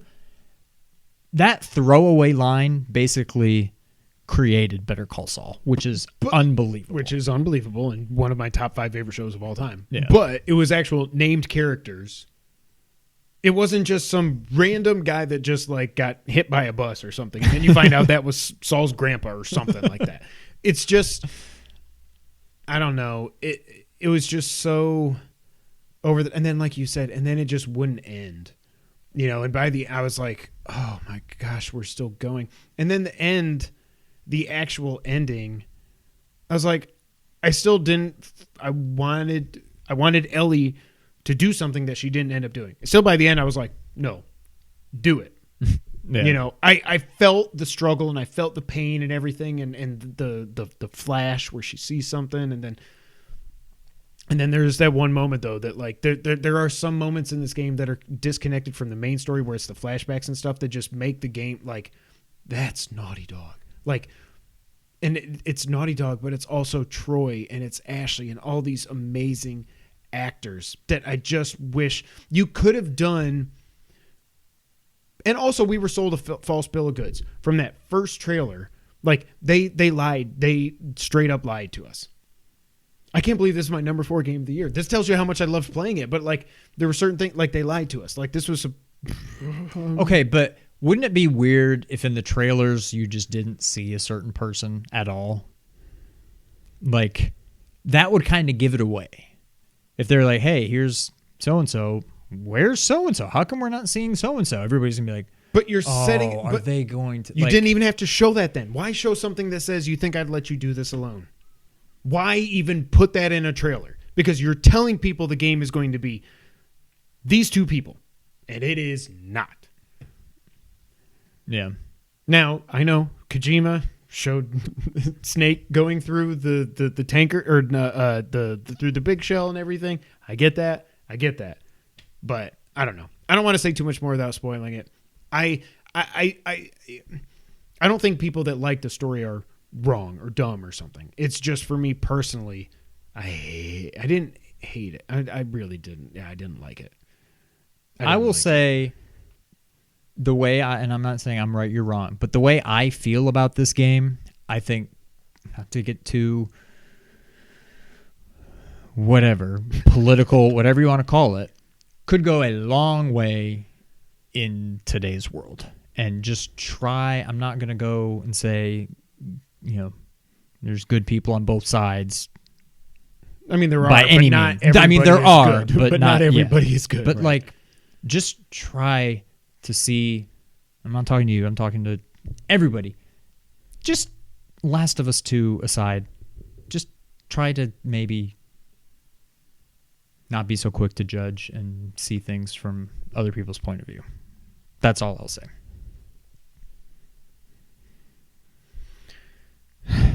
We could do another Last of Us 2 spoiler cast. We could. I've still got enough. I've got enough pent up emotions and stuff. And it was my number 4 game of the year. That's, again, tells you how much fun. Again, I love the stealth. I love the combat. The boss fight, to agree with Sean, that was just weird. And it was just like, oh, you got to run through these corridors and stuff. But I loved some of the story moments. I did love, like when you meet Lev and this is not a spoiler because those names don't mean anything. Lev and Yara. I did love that stuff. I just didn't want. I don't want to. Okay, you know what I'm. You know what I mean. Yeah. I didn't want to. I didn't want the second half of the game to happen. Yeah, I did not like that. I didn't want to do it. You could have done. You could have rearranged some things so that when that thing that happens 2 hours in actually happens like halfway into the game, and then don't do the whole thing. Yeah. There's other ways you could have still done this story, but had so that we wouldn't have the feeling of, oh my God, are you kidding me? Now we got to do this. I don't know. Number 4, Last of Us Part 2. Okay. My number 3, Ghost.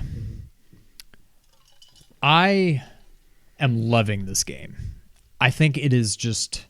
And you weren't even going to play it. I'm so glad. No, I'm so love happy. It's, to me, it can get a little busy at times. It seems like there's a lot to do. But for the most part, I think it is so well paced. Like, it doesn't... It's a great open I'm guessing world. I'm about a third of the way through the game, give or take. And it feels about right. I'm not like, oh my God, I've got to do everything I just did again and then again before I'm at the end. I'm like, that sounds about right. And if I want to make it longer than that, there's plenty of stuff out there to do. I think it's paced perfectly. I find myself way more invested in the story than I thought I would be because I've never had any interest in the whole like samurai, whatever. But I get it. I think it's so cool. And I also like that you're not just like a samurai. There's this whole question of like, I don't know, maybe not morality, but like, are you abiding by, the samurai code? Yeah. Like people keep telling you like, why are you doing this? This is not honorable. This is, you're a samurai, blah, blah, blah, blah, blah. I think that's a cool element. I think the combat's awesome. I think I'm finally getting it. I am able to switch between stances on the fly. Okay. I don't know if they did this on purpose or if it's just convenient in my mind, but like X, default normal button, that's the stance you use against swords. Swords, whatever. But circle. Oh, you're going to make this a lot easier for me now. Circle makes me think of a shield.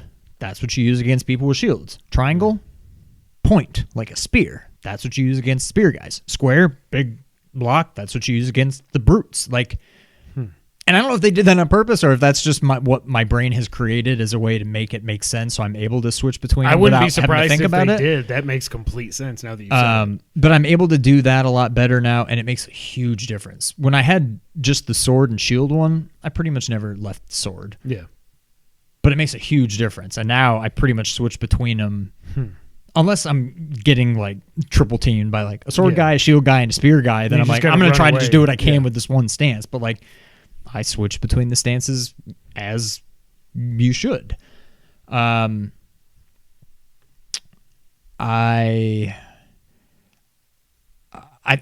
love the combat. I think even though I'm used to Demon Souls with R1 and R2, square and triangle, it's fine. It works. R2 being kind of like the action button felt weird, It did, but I'm used to it. Yeah. It should have been triangle, but then like I told you, I went up to mount my horse for the first time, and I was like, "Oh!" Well, when I went into Demon Souls to help you yesterday, I went to go talk to the guy to attune magic. I went up to him and hit R2, and he went, "Gah!" I'm like, "Oh God, no, I'm sorry." But he was just like, "What are you doing?" And he didn't attack kill me or him? anything. Okay, It was like, "Oh, thank God." But I love it. I'm digging the samurai, vibe.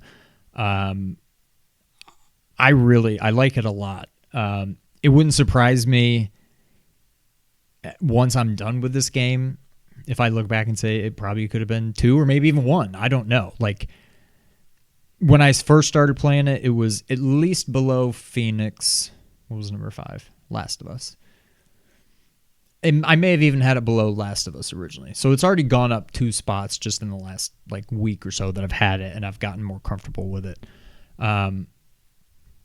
It makes me, I don't know that it makes me, what am I trying to say? Now that I'm kind of seeing all the samurai stuff,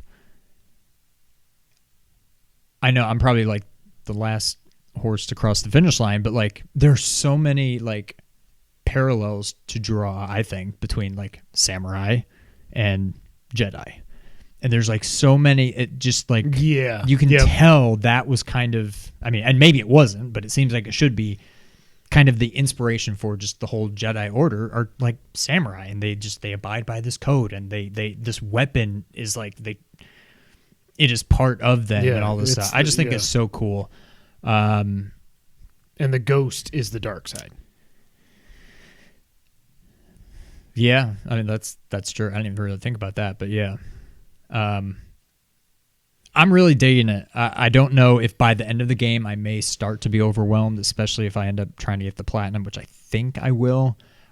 It seems like there's a lot to do in this game. There's a lot, but if you like the gameplay that much, I don't think it'll feel overwhelming. I don't think when you're I'm just going and destroying all the Mongol camps or whatever, none of it at all seems overwhelming or repetitive or anything like that. It's not going to be run out of them chopping on my trees map. down in Phoenix. There's plenty of and then when I zoom out, I think I've done 16 of 23 or something like that. Holy crap! But so that's why there's nothing left on the map. That's why you've got all 4 stances and I don't. Right. Yeah.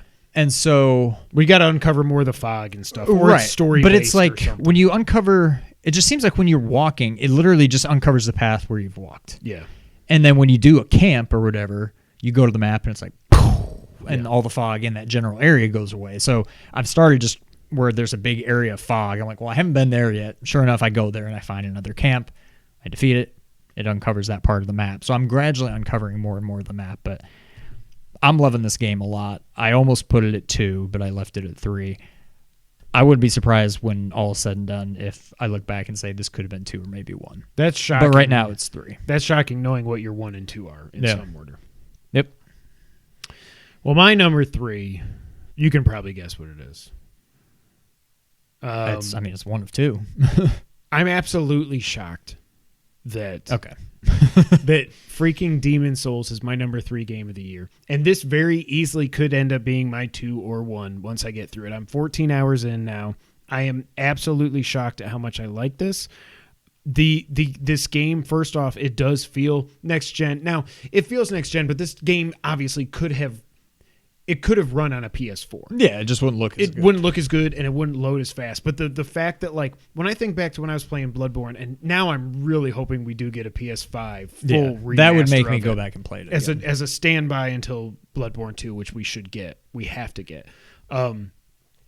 I am in love with this game, and I never would have thought that. And I'm in love with it despite how I died 5, 6, 7, 8 times at the Flame Lurker boss before Sean was finally like, no, dude, I had to call somebody to help me with that thing too. And I'm like, okay, well, if this guy platinumed it, then I don't feel bad saying, Sean, help me. And he helped me with another boss too. That was really just to do co-op. I could have beaten Fool's Idol, I think. But I'm just So I'll go ahead and say it's my number 2. Okay. So again, we can kind of... It just it's that mentality of I don't know how they strike this balance, and I think part of it is the load times being so quick, because there's times when I get hit, like I was telling you when I was in the tunnel thing, and if the guy hits me with a pickaxe, I'm like, whatever. I didn't need the souls that I already lost. Just kill me. I'll reload, get my health back. It's not worth, do you eat my grass and whatever. Just give it to me. Kill me. Okay, let's go. Boom, go. You get that mentality of like, oh, but I could have, if I would have done this. And while at first I didn't like the fact that there's no checkpoints like there are in Bloodborne, I kind of like it now because it forces you end up learning these levels so well as you go through them that you know where, especially the first time you go through it, at least this is what I do. I go through it very slowly. And I'm taking my time and I'm walking around with my shield up. If they're far away and I don't want to mess with them, I magic them or I get up and I hit them with my sword, whatever. But then as you go, you remember how to get through the level, where the enemies are, what the enemies are, the best way to beat them. Do you even need to beat them or can you just run by them? And it's just like it builds up until you finally get to that last fog that is the boss and you step through it for the first time and it's just like, and especially if it's one with a cutscene. Are they all going to have cutscenes now? No, some of them. Well, some of them don't. Because Tower Knight did, Fool's Idol did, Flame Lurker did, the big friggin' scary ass dragon thing did. Yeah. What was the first one I fought? Oh, that was just that Phalanx. Stupid. It was just a blob. But it's just such a cool, and it gets you hooked. Like I could have done it. I almost got that. I know what I should have done now, or I am just blown away by this game. I don't know that I ever will beat it unless you just co-op every boss with me. But I'm like, no, I can do this, Sean. I can do this by myself. I'm the big brother. I can. Do this from myself. What you have left, well, if Flame Lurker was the worst, doing what you need to do, I think that's the worst boss. 1-3 is tough. You need to take your time, and you're coming up to the point where you're going to have to do that sooner rather than later, like I said, to be able to do what you got to do to get the magic to beat the 3-2 boss.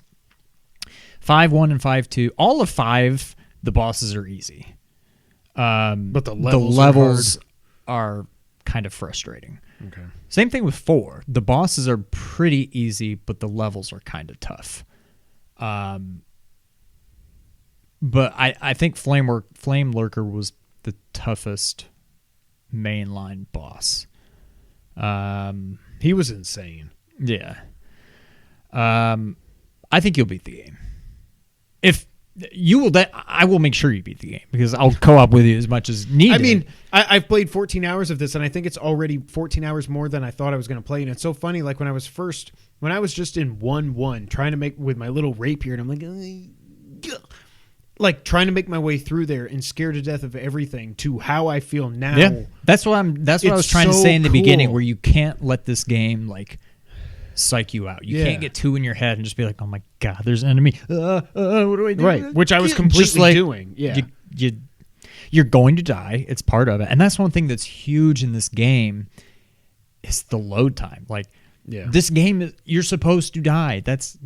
And you can make the argument about any game. Like, anytime you die, it's a learning experience, whatever. But the creators know you are going to die, and you're going to die often in this game. It's expected. So it's nice that when you die, you're literally right back in maybe 2 seconds later. Yep. When I've seen videos on YouTube of the PS3 version, it's like this long, maybe not Breath of the Wild load times, but a long load time every time you die. And I'm just, oh god. Well, like even Bloodborne on PS4 had bad load times. Really bad. I was trying to think back to what it was like. It wasn't Breath of the Wild, but it was 30, 45 seconds. It was not 2 seconds. Yeah. Because it's just like you die. It says you died. You see the fog, and then you're there. And I'm just like, right. All right, let's go. Yep. And one of the reasons I haven't just gone through and just plowed through Call of Duty. Sorry, Call of Duty. Maybe you would have made my top 10. But it's just because I'm having so much fun getting my ass kicked by this game. I absolutely love it. And I never, even when I was like, I put it on my Christmas, I was like, whatever. And then Jess got it for me. I was like, well, okay. And I just, that first time, especially when I was like sharing gameplay with you before my PSN crashed, I was just like, like you said, just like, okay, is there a bad guy? Is he going to attack me? And then again, just having that, but when you told me about the crescent falchion, whatever, that like changes the game. It changes it so much because I can actually swing this weapon. It's decently powerful. But I know as I'm going through this, and you help me, like, this is what you should think about. If you probably want to be a magic build, and these are the things you should focus on. If you do this, you get an extra magic slot. Blah blah blah blah blah. And it's also the other thing is, like, I remember at the beginning of the game I would get killed and I had like 400 souls and I wouldn't get back there and I was like, oh, I quit. I didn't get my 400 souls. And now I'm like, I lose 2,000 or 3,000, whatever. I'm like, okay, all right. Well, now I know maybe I can get back there and get them. But if not, no big deal. I know what I have to do. I know what I should have done. I should have taken it easier, done magic, whatever, blah, blah, blah. I absolutely love this game. I've talked about it enough. I know you've talked about it a lot. I mean, I've been talking about it for a month and a half now. I mean, everything you said, I don't really know that there's too much to add. The game is beautiful. It's a lot of fun. I still, even though I've platinumed it, I enjoy going back and doing co-op with you. Like I'm right back in there, and I don't feel like it's a lot of times, like when I went back and platinumed Miles, I just had no interest in going back. And now that I've platinumed it, I'll probably literally never play the game again. I'm going to keep it installed just so that I make myself get to platinum. But then after that, I'm deleting it. I'll probably never play it again. This game, I'm like, even though I've platinumed it, I still enjoy it. And I still learn new things, new techniques and stuff whenever I play. I don't know. It also makes me want to go back and play Bloodborne. I don't think I will. Like, I may download it just to see if it looks any different now. I'm playing it on PS5. I'm not really expecting it to. It would be nice if they did some kind of patch, if not an actual, like, there's all PS5 these rumors re-release. that it's getting a remaster, a PS5 remaster version. And because I got it for free, I would have no problem paying $70 for another Bloodborne, like I paid. Well, I didn't just. Well, I mean, it's all. Jess got it for me, so the family paid for it. I have no problem buying Bloodborne to have a full PS5 version that look. I mean, that's a game from early 2015. That's an old game at this point. Yeah. So it could use a fresh coat of paint and better load times and just give us that to tide us over until Bloodborne 2. Sorry, keep going. Yeah. Well, not to mention Elden Ring before that, I'm sure. I don't know. I love this game. It was so close to being my game of the year. It's obvious what it is now, but I mean, this is very strong too, but like I said, it may end up being number 3 when all's said and done. Blue Point is also amazing. Yeah. And I do not know for the life of me why Sony has not just said, how much does it cost to purchase you? Like, you need to lock this company up. Yeah. Use them for in-house stuff. License Metal Gear from Konami, along with whatever, like what they did with Shadow of the Colossus and what they did with this. It's amazing. And before that, I mean, just, they did the port. They ported the Metal Gear Solid, the HD collection, and they did the Nathan Drake collection and stuff too. Blue Point's awesome. Demon Souls is amazing. Yep. All right, my number 2. This was tough. This was a replay of 2017. But I don't think I'm going to regret, this is really weird. Whoa. I just realized the connection with all this Breath of the Wild talk. Number 2 is Phoenix Rising.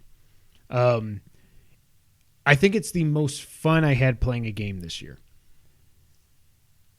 The difference, though, and I'll get to it when we get to number 1, is this was just a really great, fun game. It had, like you brought up already, I don't know how much more we need to say because we've talked about it for a month now. The writing's exquisite. It's one of the funniest games I can remember. It's probably the funniest game since The Messenger, I would guess. The music, the combat in this is so much fun. It's the weapons don't break. You can use different weapons, and then you can customize them if you want it to look like something else. That's fine. Do that.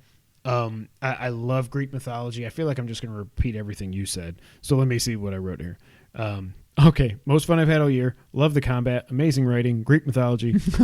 Breath of the Wild 2 could learn a lot from this. Mm-hmm. Mostly because I liked, while I didn't go and do all the vaults in this, like I didn't do all the shrines in Breath of the Wild, I really there was a couple that I tried and I was like, I can't figure this out. It was like 3-star difficulty, and it was some of them traps, and I was like, I can't do this. But I did love I liked the boss vaults in this better than I liked the boss vaults. Boss vaults better than I liked the Divine Beast dungeons. I like the dungeons in this better than the dungeons in Breath of the Wild.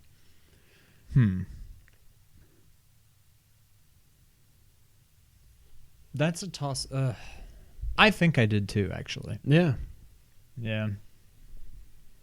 I didn't mind grinding for the platinum. The only thing I didn't like was just because like the navigation challenges, those were easy. The things, the bow challenges were easy. The constellations. Once I figured out what the heck you were supposed to like, you had to get. Why are all these balls showing up on the map? So the funny thing is, I did probably. Do you remember how many of those there were? The constellation things. 7. It feels like there was no. It was double digits. 13. I think it was like 13.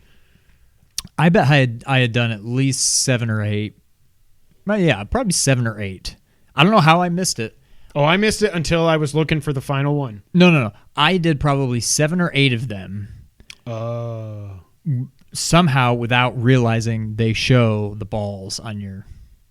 How did you do that? Well, that's How why. did you find that's why I was them? telling you I didn't like them. I'm like, I know they can't be too far away. I'm like, well, I guess I haven't gone in that direction. Let me go off that way and see if there's anything that looks suspicious. Something that unlocked it. That's crazy. I don't think they're probably there the whole time. But once I saw that, I'm like, oh my God, this makes it so much easier. Yes. And after that, they were a breeze. But that was why I really hated those constellation things in the beginning. Okay. But yeah, that's on me. I don't know how I missed it. But yeah, I love the game. It's like I said, the most fun I've had this year. I had to write down DLC because you brought it up. I never get DLC. Like I got the DLC. I did the Frozen Wilds. I love Horizon Zero Dawn. I got the Frozen Wilds. I played it for an hour. Didn't go back. I got the DLC for Breath of the Wild. Played it for an hour. Didn't go back. Like, but this is one of those that, especially because one of them is set in a whole like different parallel universe in like Chinese mythology, I think, or something. And there's 3 of them. I think I'm going to play the DLCs on this. It was just so much fun. I hate that it hasn't sold. Every time I see Wario say it's like $30 on Amazon, I'm like, God, we're never going to get another one of these. Yeah. You know. But it's my number 2 game of the year.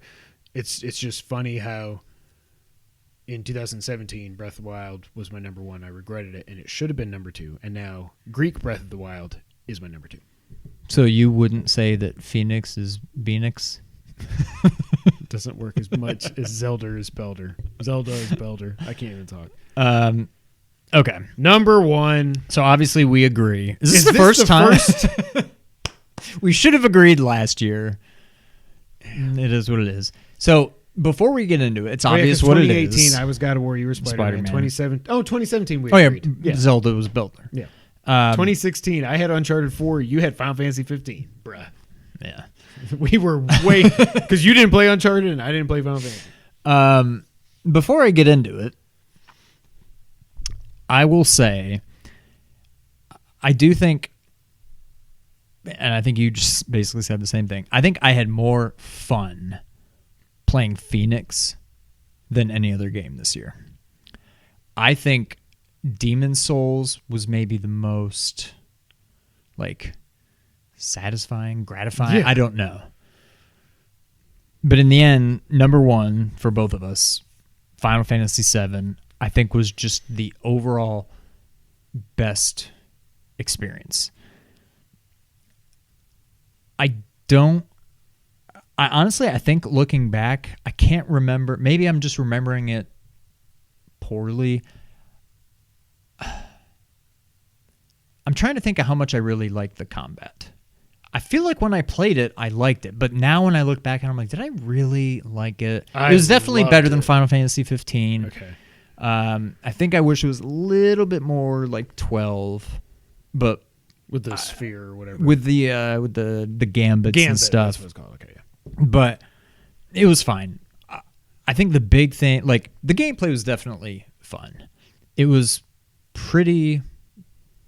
It was not the most beautiful PS4 game, but The maybe art style second. was Like, beautiful. Yeah. They obviously aren't going for like photorealism, but still, it was just beautiful. There's something that just the fact that we actually got this game. There's like just this intangible to it that I think is what really puts it over the top, despite the fact that it's not really a full game. There was enough content to make this. I'm not saying we were shortchanged. It just feels incomplete because this is just the beginning of this story. Despite that, it was just so cool seeing Midgar in a different light, and I thought it was so cool because it was pretty much completely absent from the original. The part where you're up at the top, but like underneath the top part of the city, and you can look down and just see like for miles and miles just the sprawling like not underground, but below the plates, and it was just, I just love the story of this game, or the original, whatever. The gameplay was good enough, but again, I think it really just comes down to more just kind of the intangibles of just like, I can't believe we freaking got a Final Fantasy VII remake, something that has been talked about and teased for, I don't know, 10 years or so, like since the PS3 came out. Yeah, since the tech demo forever. So over 10 years. I mean, probably 12, 13 years ago. I don't know when the PS3 came out, but like, was it 08, 07 or 08? I got mine in 08. Came out in 06. Really? Oh, so I got it 2 years after the fact. So yeah, you got yours when Metal Gear came out. Yeah. I just can't believe we actually got the game. And for no other reason than that, I hope Blue Point or whoever comes through and gives you whatever Metal Gear Solid remake you want, like, because it's just such a like. You'll feel the same way. Yeah. Like you'll feel this like, I can't believe this is actually happening. And even if the game doesn't end up being perfect, it's still just going to be like, I can't believe this actually happened. It's the funny thing for me is I don't even have the connection to Final Fantasy VII. So I don't know if that's better for me going into this and my thoughts on it, or worse, but I don't even have the connection, and I still say this is easily my game of the year. Well, the thing that's interesting about that, and a lot of this I'm guessing here, but like, it's cool not having, I mean, the general story, the big parts.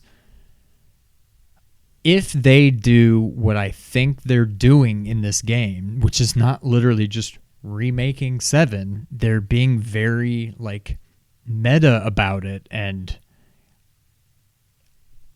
I mean, nothing is confirmed. I don't even know for sure that we're getting a part 2. They said they're working on it. They said Nomura said he's working on it. Okay.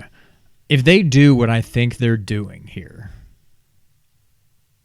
that will be one of the coolest things I think that has ever been done in the world of video game, or at least storytelling. I never thought that that's what this was going to be. Never thought anybody would do a remake like this, and not just like change some stuff, but like you said, the whole meta thing and everything. Like, I guess at the end of the day, when it comes down to me, like I said, Immortals was my favorite, not my favorite, the most fun I had playing a game.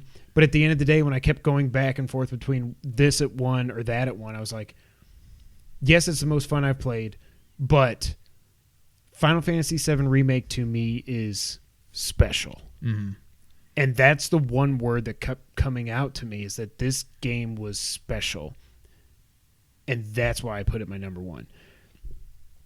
The soundtrack, the characters that I've heard so much about, actually being able to interact with them. I love Aerith is like the sweetest thing you've ever seen, which just makes. But now I don't think it's gonna happen. Tifa's a badass. Barrett, I love. Like, some people have said they thought it was very stereotypical, the way they did his character and everything. I was like, I love Barrett. I thought he was hilarious. Like, I love Barrett and like, and Biggs and Wedge and what was the guy from Badger? Was it No, Badger. Yeah. It was Badger. I was thinking Badger, Skinny Pete. Badger's in the game. Not Badger's in the game, but Badger plays the character. Like, the combat I love. Like, I don't want to ever play a turn-based game. It's just not going to happen. I've tried Final Fantasy VII twice, and even playing it on PS4 with the speeding it up and everything, I'm just like, I can't do this. I don't know how to do this. I don't want to do this. I love this. I love how they took it and they made a, not even turn-based, but a battle system that someone like me would love, because you can go up there and you can switch characters and you can but you build up your gauge and then you can slow time down. You can say, okay, I want to do this, and now I can switch over to Bear because he got his gauge up and he's going to do the brrr. And it's like, I love the battle system. I thought it was so cool. The freaking soundtrack in this game. The soundtrack is when perfect. I heard One Winged Angel, I was like, I don't even know. Well, between that and like Aerith's theme, yes, like.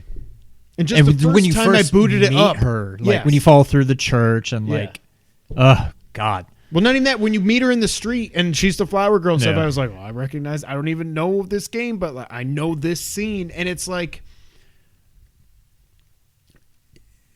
to me, maybe because I didn't have the connection playing. All I really know from the first one is I know eventually Cloud wins and he beats Sephiroth, and I know what happens to a certain character.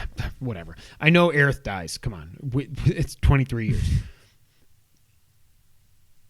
I guess because of that, this did feel to me like a full game and a full story, but this was like, we've said this a lot now, it did definitely leave me wanting more. Like, I want part 2 now, but I also, like, if I gotta wait 2 years or whatever for them to actually get it right and nail what they're trying to be to do. completely different from this game. Yeah. It's going to be like similar, but even more so than going from Asylum to City. Yeah. Because you're just like in Midgar, and now you're just... Midgar is like a blip on the map. But see, I wonder if they're even original. going to do that now. I don't know. And I don't know what. And that's why I love the ending to this, and I love the final boss fight. Some people were saying they shouldn't have put him in this game, but it's like you had to. The boss in the original. Oh no, this is in the this one highway too. chase thing? Yeah, it's the little robot thing that you Yeah. fight. Like you That would've can't. been very you can't anticlimactic. end this epic of a game on that fight. Yeah. So I'm totally fine with it, and nothing was resolved. You just get like a taste of it, and then. Yeah, I love how they did that. And I love all the things, like, for people like you, that when you see these visions of stuff of like the materia falling and all this, and it's like, oh God, is this gonna happen? And there's optional stuff. I did think it dragged at a couple parts where you're having to walk, or you're going like along the thing with Aerith when you're like, I think after you escape the church or something, and you're going along the thing, and you're down this ladder and then over here. But I'm like, This but game that was time bloated for me to get to know Aerith, so I didn't mind it. There was a lot of stuff, especially near the end of this game, that I was just like, okay, I don't really like. I feel like I need to do. I know I don't need to do this, but I feel like I need to do this because I got this game. I'm not gonna not do it. But like some of the optional like side quests near the end, I was like, all right, I'm ready to just go ahead and get to the end. Yeah, but it was all optional. You didn't have to do it.